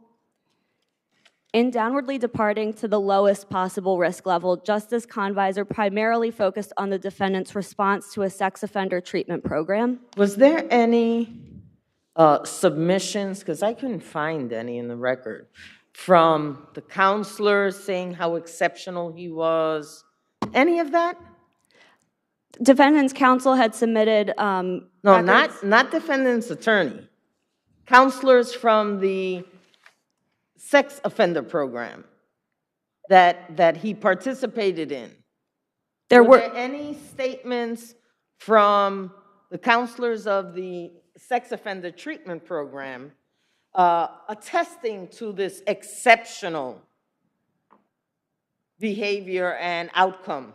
No, Your Honor. There were records submitted, but they certainly did not indicate that defendant's response was in any way exceptional. In fact, he at first failed out of the program after about 3 months in treatment. Less than 1 month later, he was readmitted, and it took him 9 months to finally acknowledge that he had in fact raped his victim. Additionally, once he did finally complete that second treatment program, he was discharged with the report that he was still a moderate risk of reoffense. The only factor that Justice Convisor points to as to why defendant's response to treatment was arguably exceptional in any way was the defendant's persistence in maintaining his fictional narrative about the brutal rape. It simply cannot be the standard that the longer someone persists in refusing to accept responsibility, the bigger a benefit he will receive when he does. The remaining factors that Justice Convisor considered when granting the downward departure to the lowest possible risk level were also all squarely accounted for by the RAI. Starting with defendant's disciplinary history, the judge found that his disciplinary history while incarcerated, which consisted of 1 Tier 2 infraction, was so exceptional as to warrant a downward departure, when in fact that's exactly what is expected of incarcerated individuals, and had he had a higher disciplinary history, he would have been adjudicated factors under risk factor 13, and that would have put him squarely within the risk level 3, the highest level of risk. Counsel, I know that there were also, excuse me, I know that there were also monthly evaluations, right? And there were certain classifications as to the monthly evaluations. How was he classified? How was he evaluated with respect to those monthly evaluations? I know there was like highly motivated. What was the evaluation that he received? I believe there were some evaluations, if I'm remembering correctly, where he was judged as to be motivated, but there was no report that any of his behavior was in any way a genuine demonstration of a real insight as to what he had done. He was able to mouth the words, "I accept responsibility," but even the letter that he submitted to the SORA court lacked any genuine insight. I just want to follow up, if I may. So the motivated, was there like a higher level, like highly motivated? Was there even something higher than that classification? Talking about the evaluations, because I thought there was like a higher one as well. I remember what Your Honor is talking about, and I apologize that off the top of my head I can't remember what the exact scoring system was, but I believe there was a motivated and a highly motivated. But I don't remember as I stand here. Okay, exactly thank you. Which one he was All right, thank you. adjudicated. The SORA court further abused its discretion when it completely disregarded half of SORA's stated purpose, which is to consider the substantial risk of harm that a defendant would cause if he were to reoffend. This court has repeatedly affirmed that even where a risk of reoffense is low, where the magnitude of harm that would result if the defendant were to reoffend is high, then a downward departure is inappropriate. That is the case here, and unless there are any questions from the bench, the court should reverse and adjudicate defendant risk level 2. Thank you. Thank you.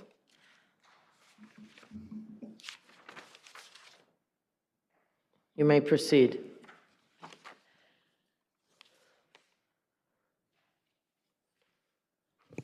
Good afternoon. My name is John Palmer, appearing on behalf of Garris Ortega.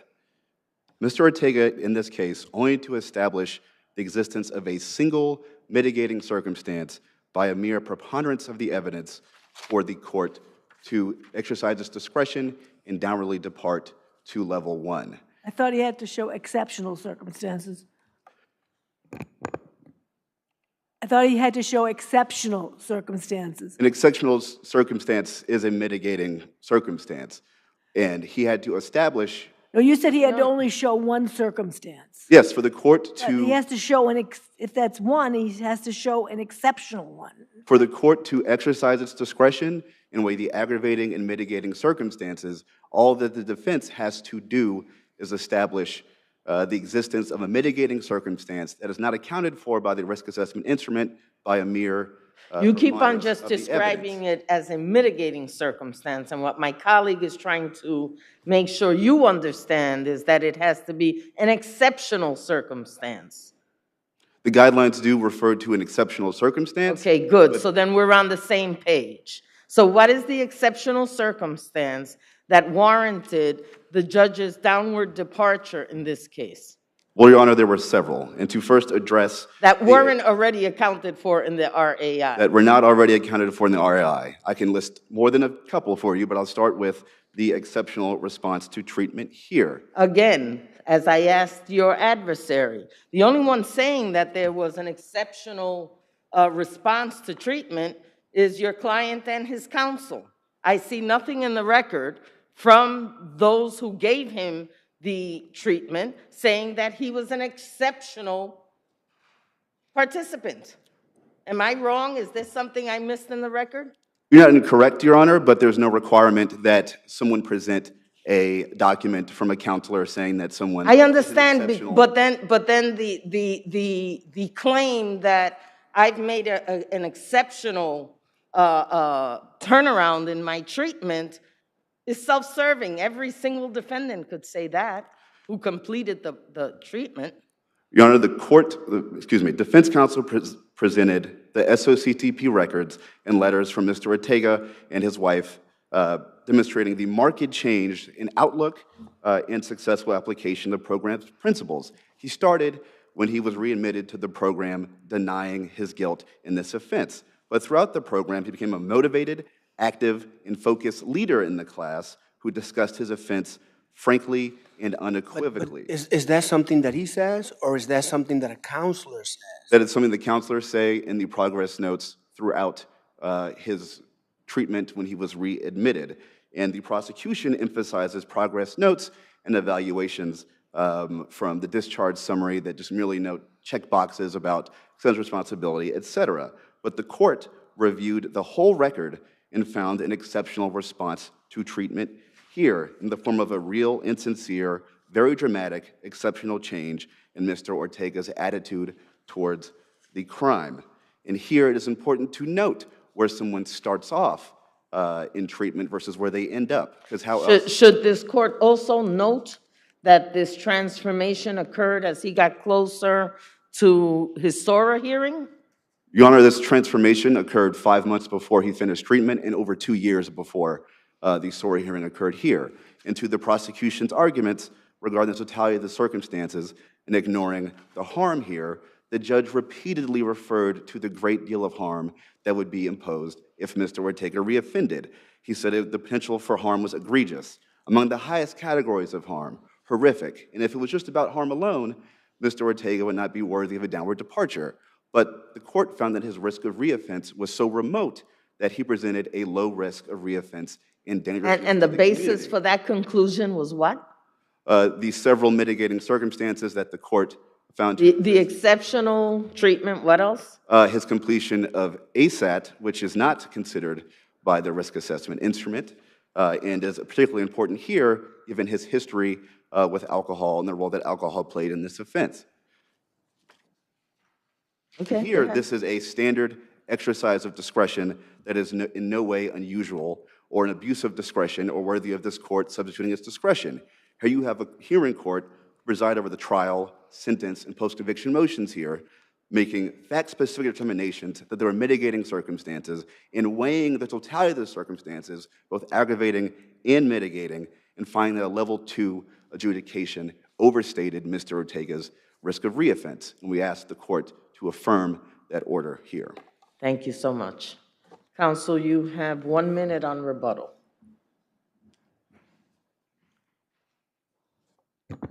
Unless the court has any additional questions, I would just ask that the court reverse. Thank you. Thank you.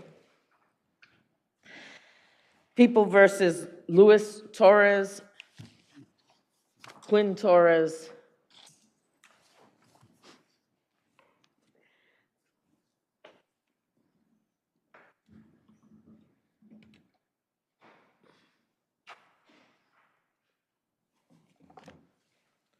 You may proceed. Good afternoon. May it please the court. My name is Elizabeth Vastley, and I represent appellant Mr. Quinn Torres. The officer's testimony in this case cannot be credited, and the verdict was against the weight of the evidence. 2 times, not just once, arresting officer Surprise stated he found all 22 credit cards in the driver's side door panel. He wrote this in his memo book. He also wrote this in his complaint. And even the VDF enumerates every single card found in the door panel.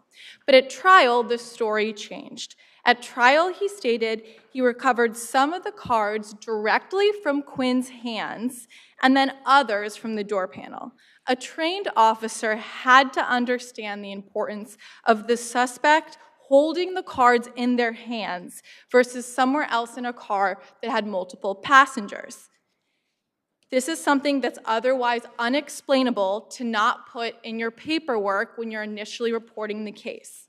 An officer who witnessed a suspect in actual physical possession would never dilute the strength of a possession case by claiming not once, but twice that he found the cards elsewhere. If an officer saw a suspect holding one gun in his hand and another gun on the ground, the officer would never write in his report that he found both guns on the ground. He would say the suspect was holding a gun. And that was not the only problem in Officer Surprise's testimony, yet that alone is cause to discredit his account of the events. The other problem was that the whole premise of this stop was founded upon a marijuana observation that ran contrary to common sense and experience and contrary to other credible evidence that the defense put forward at trial. The officer claimed that he was able to see marijuana underneath the radio from the windshield standing in front by the driver's side by the rear view mirror, and that he could see underneath the radio. And common sense and experience of anybody who has a car or looks in cars knows that hoods and windshields block the view underneath the radio and where that compartment was that the officer claimed he observed marijuana. And then the defense counsel also put forward an investigator who was 20 years in Army service, testified that he found the exact make and model of the car, and that from that angle that the officer swore to, marijuana was not visible. There were a number of other problems as well with the officer's testimony. Counsel, all this was placed before a jury, wasn't it? And they made a determination. They made a credibility determination. They decided who they were going to be believed. It was, Your Honor, but this court has the authority and discretion to look at the record in its entirety. And, you know, this wasn't a he said, she said. This was actually it wasn't a pure credibility contest here. This was a case where it was a he said, he said. He said one thing in his complaint, and he said another thing in trial. And this court, from a neutral viewpoint, can look at the record in its entirety and should make its own credibility determination. But my colleague's point is well taken. All of these discrepancies were put before the jury, and somehow the jury was able to work through them and still find that there was sufficient evidence.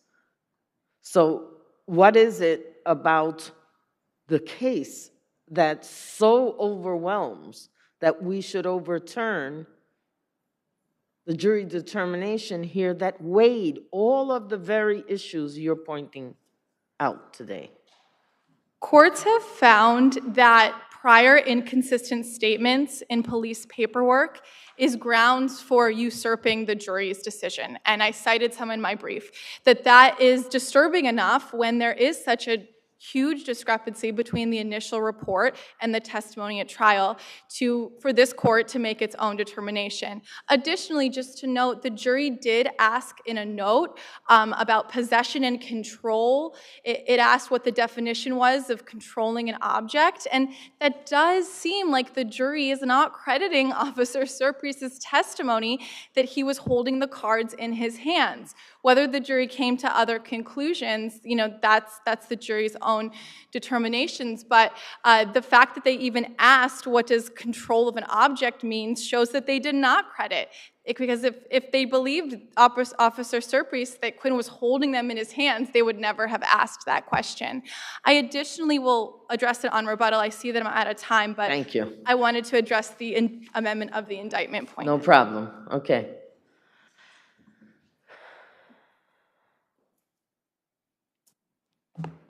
You may proceed.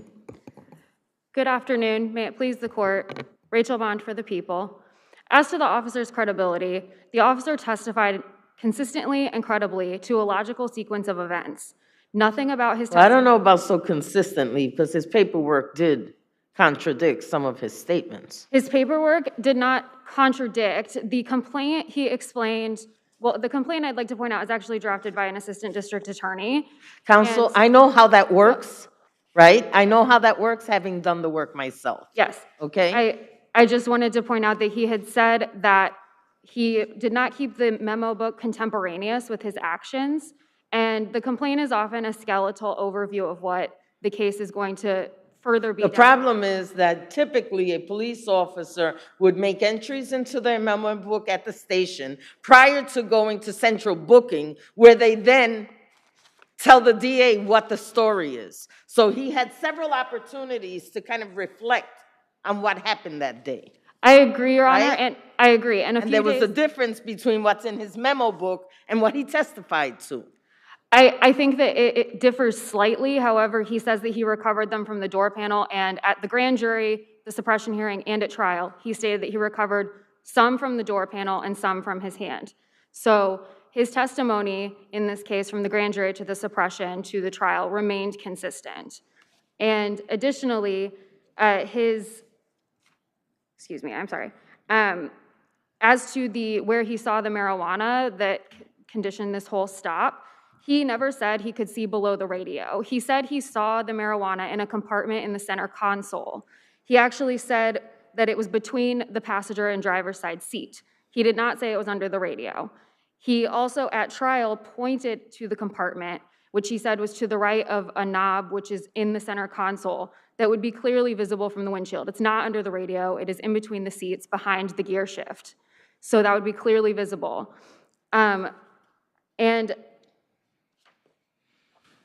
additionally, as to his testimony that he saw the cards and immediately thought that they looked suspicious, he had actual training in identifying forged instruments, and he gave explicit reasons as to why he thought that those cards were forged. And as to the other trial evidence, the detective's trial testimony was credible. The defense attacks collateral matters about the Miranda sheet.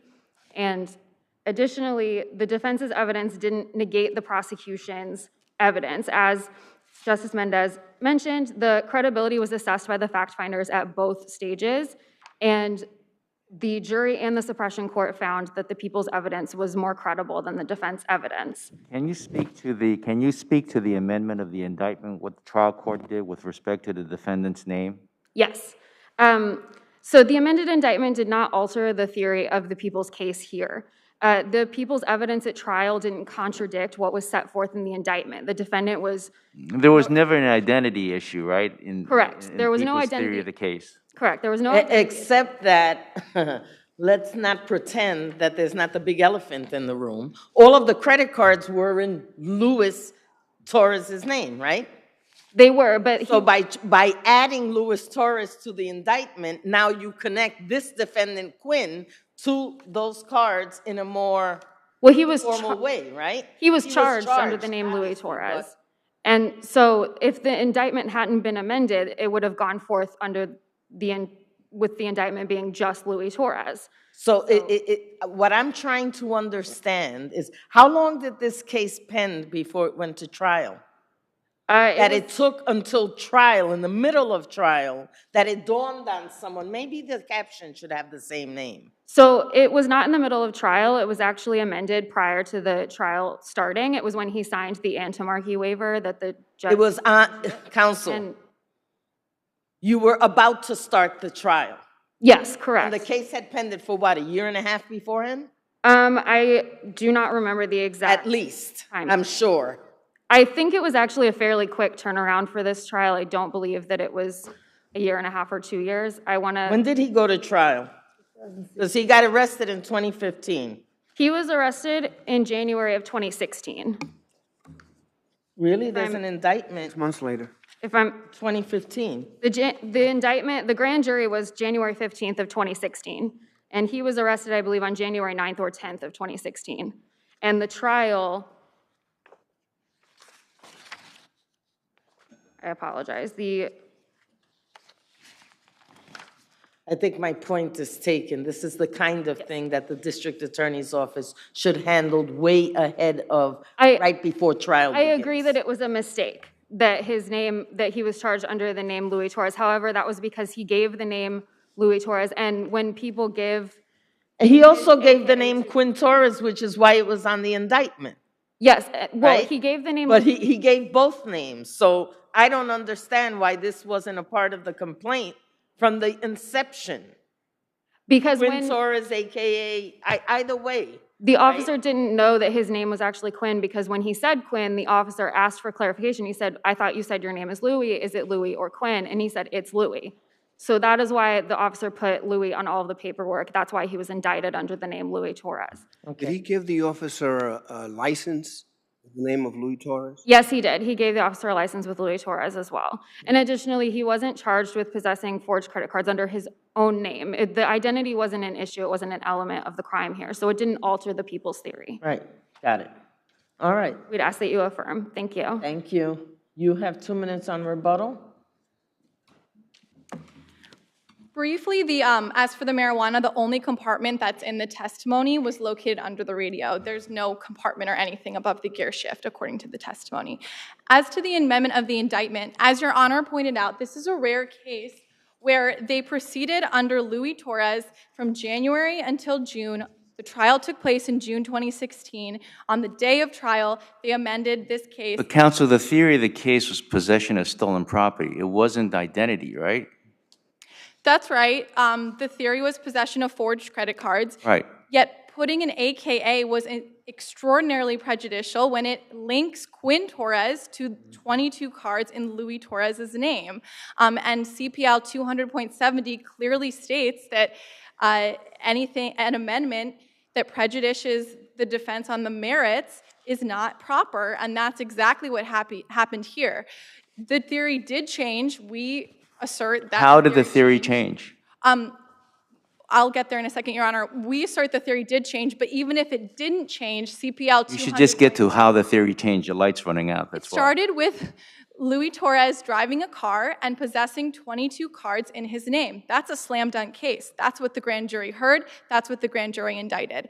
The theory changed into is Quinn Torres, who has a different name, constructively possessing these cards in Louis Torres's name. That's a different theory. But even if the theory didn't change, CPL 200.70 still prohibits an amendment that prejudices the defense on the merits, and that's exactly what happened here. The jury heard Quinn Torres, Louis Torres, aka Quinn Torres, from the get-go. That links those cards to him and would make the jury more likely to credit everything that Officer Serpis was saying, and maybe that's why they did find Quinn guilty in the end, because they credited the police officer because, oh, if this guy's name is Louis, of course these cards are his. If there's no further questions. Thank you. Thank you. Okay.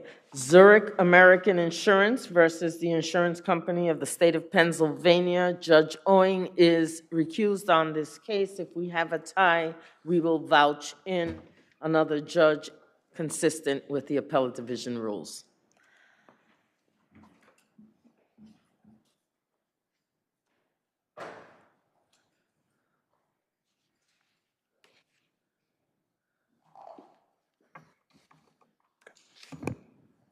You may proceed. Good afternoon, Your Honors, and may it please the court. My name's Adam Smith. I'm here on behalf of Appellant Zurich American Insurance Company.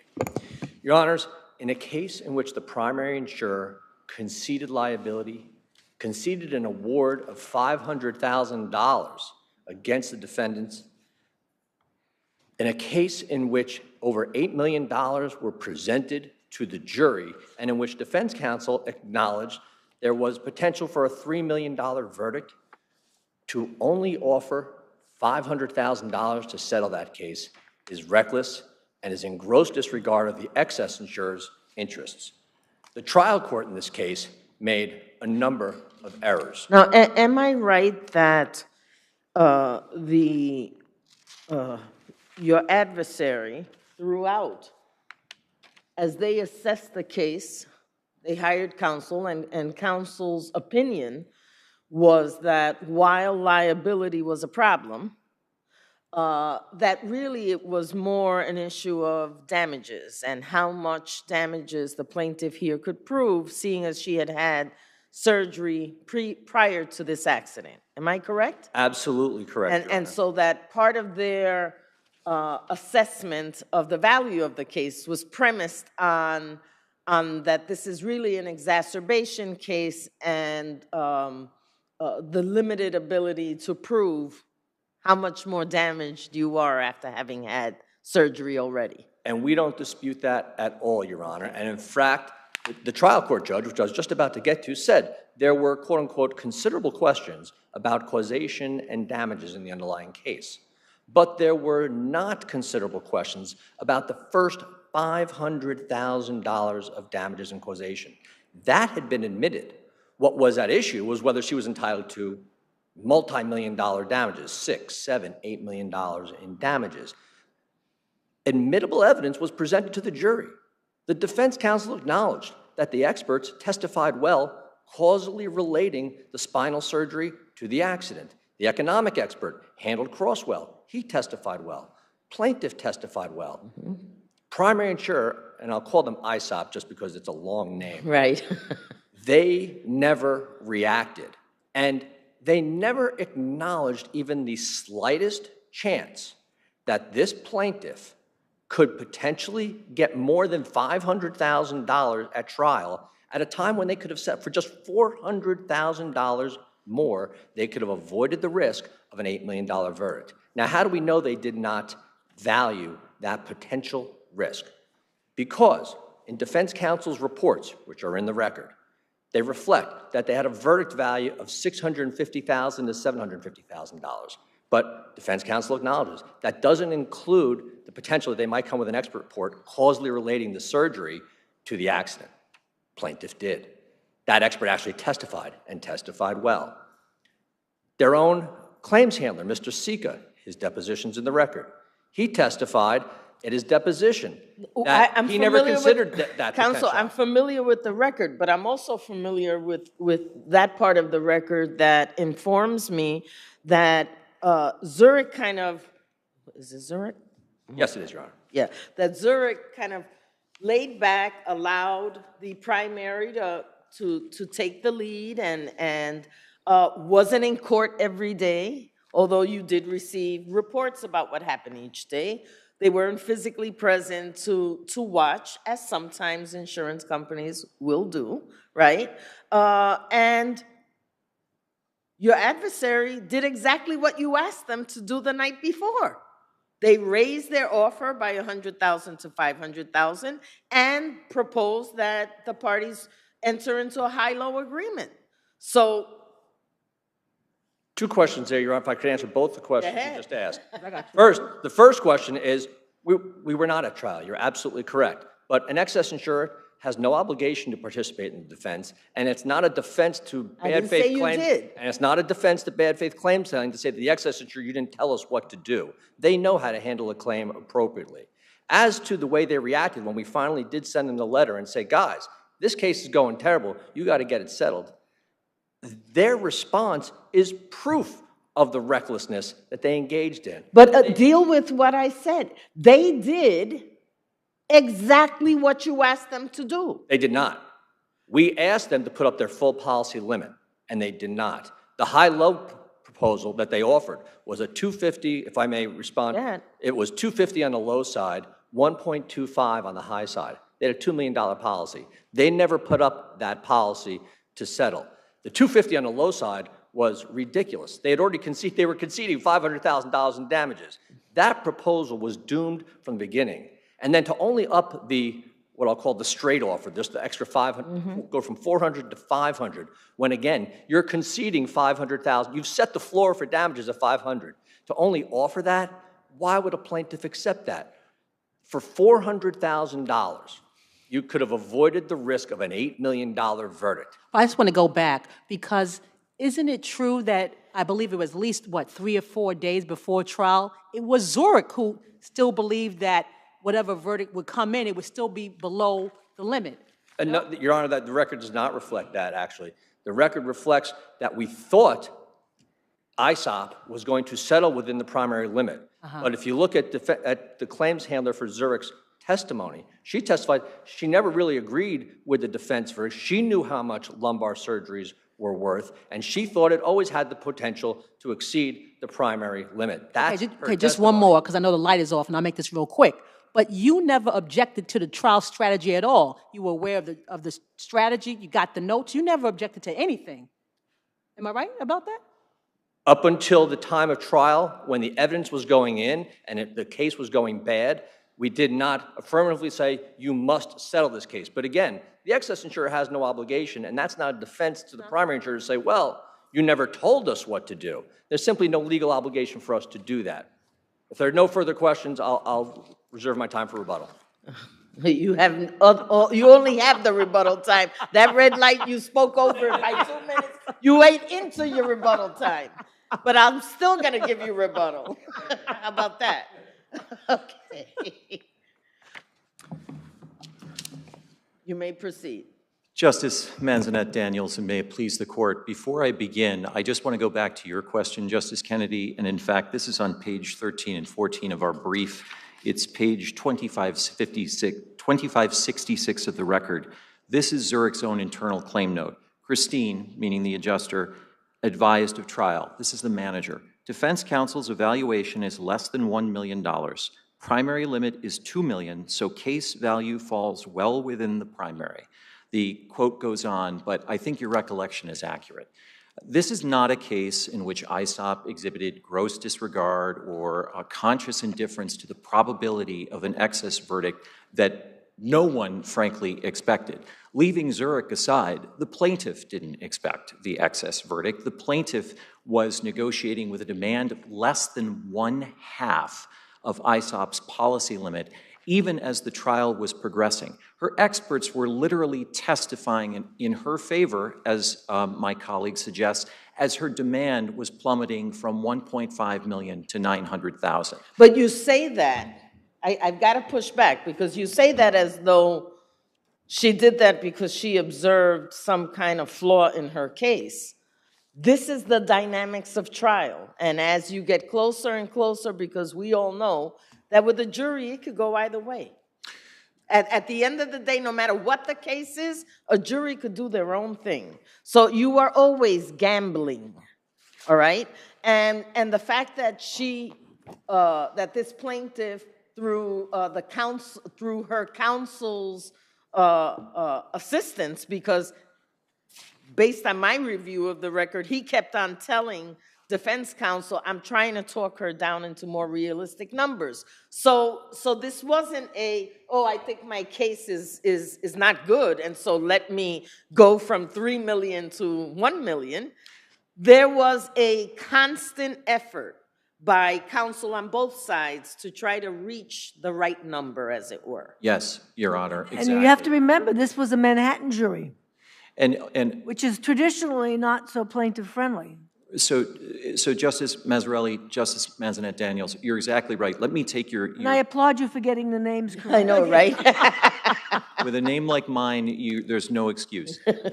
But no, let me take your point in two parts, Your Honor, because I think it's a critical one. First of all, yes, we don't know why the demand went down, but we do know that it went down. We know that it went down from $2.5 million to $900,000 during the trial. With respect to how trials work, I push back a little bit on the notion of gambling. I don't think it's gambling. I think these are experienced claims professionals. I'm talking about a jury. You never know what it doesn't matter how experienced lawyers are. You get the wrong jury, they can take it away. And no question, Your Honor. And that's why the Pavia Court some 30 years ago applied a gross disregard standard and not a mere negligence one, because the Court of Appeals knows that trials can sometimes go in a direction that no one expects.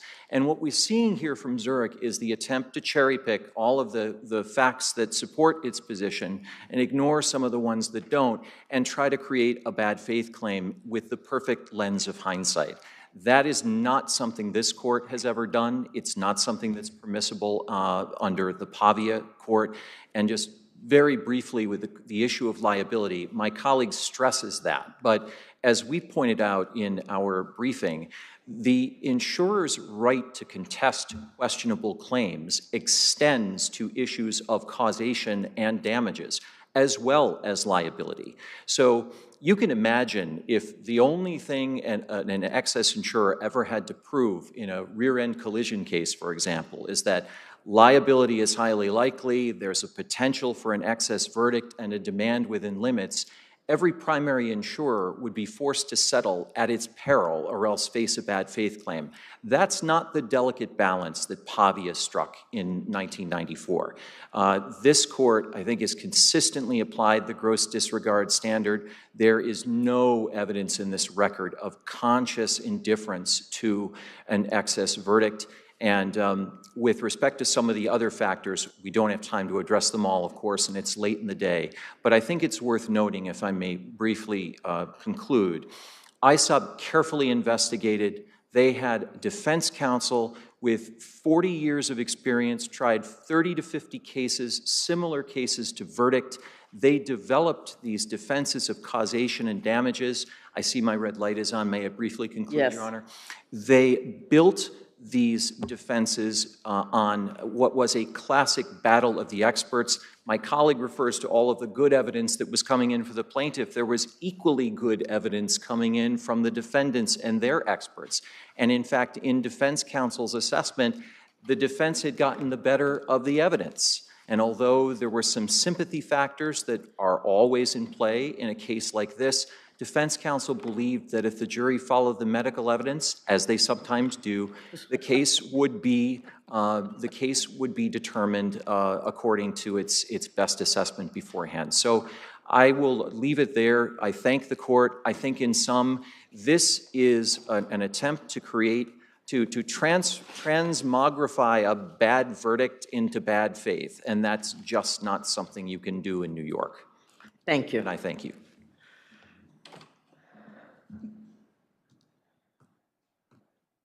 I will try to be very brief, Your Honor. I'm going to keep you to I it. know you will. To call this mere negligence is a vast understatement, and it was reckless gambling by ISOP to allow this case to go to verdict, when for extra $400,000, they could have avoided a jury deliberating over $8 million in damages. As to Ms. Capabianco's, her claims handling note, at record 495 and the record at 520, she testified about those claims handling notes. They didn't revert to verdict values. Those were settlement values when she says it should get, the value was within the primary limit, and she was correct, because they could have settled within the primary limit. They chose not to. The words about expectation, Pavia doesn't talk about expectation. Pavia talks about the likelihood of liability, the potential magnitude of damages. And not only was liability certain, $500,000 of damages were certain, and that's all they ever offered. But there was a potential for an $8 million verdict in this case that they gave zero credence to. That is what was reckless here. And Mr. Sika, who was their own claims handler, admitted in his deposition, which is in the record, that he never gave any consideration to the fact that the back surgery was part of the case, and he applied no value to it whatsoever. Thank you, Your Honors. Thank you.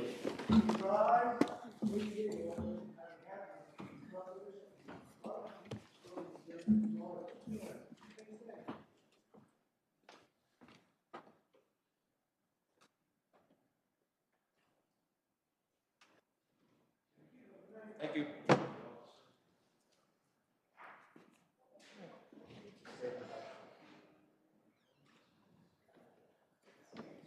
Likewise. Oh, man, getting old. Counselor, Mask.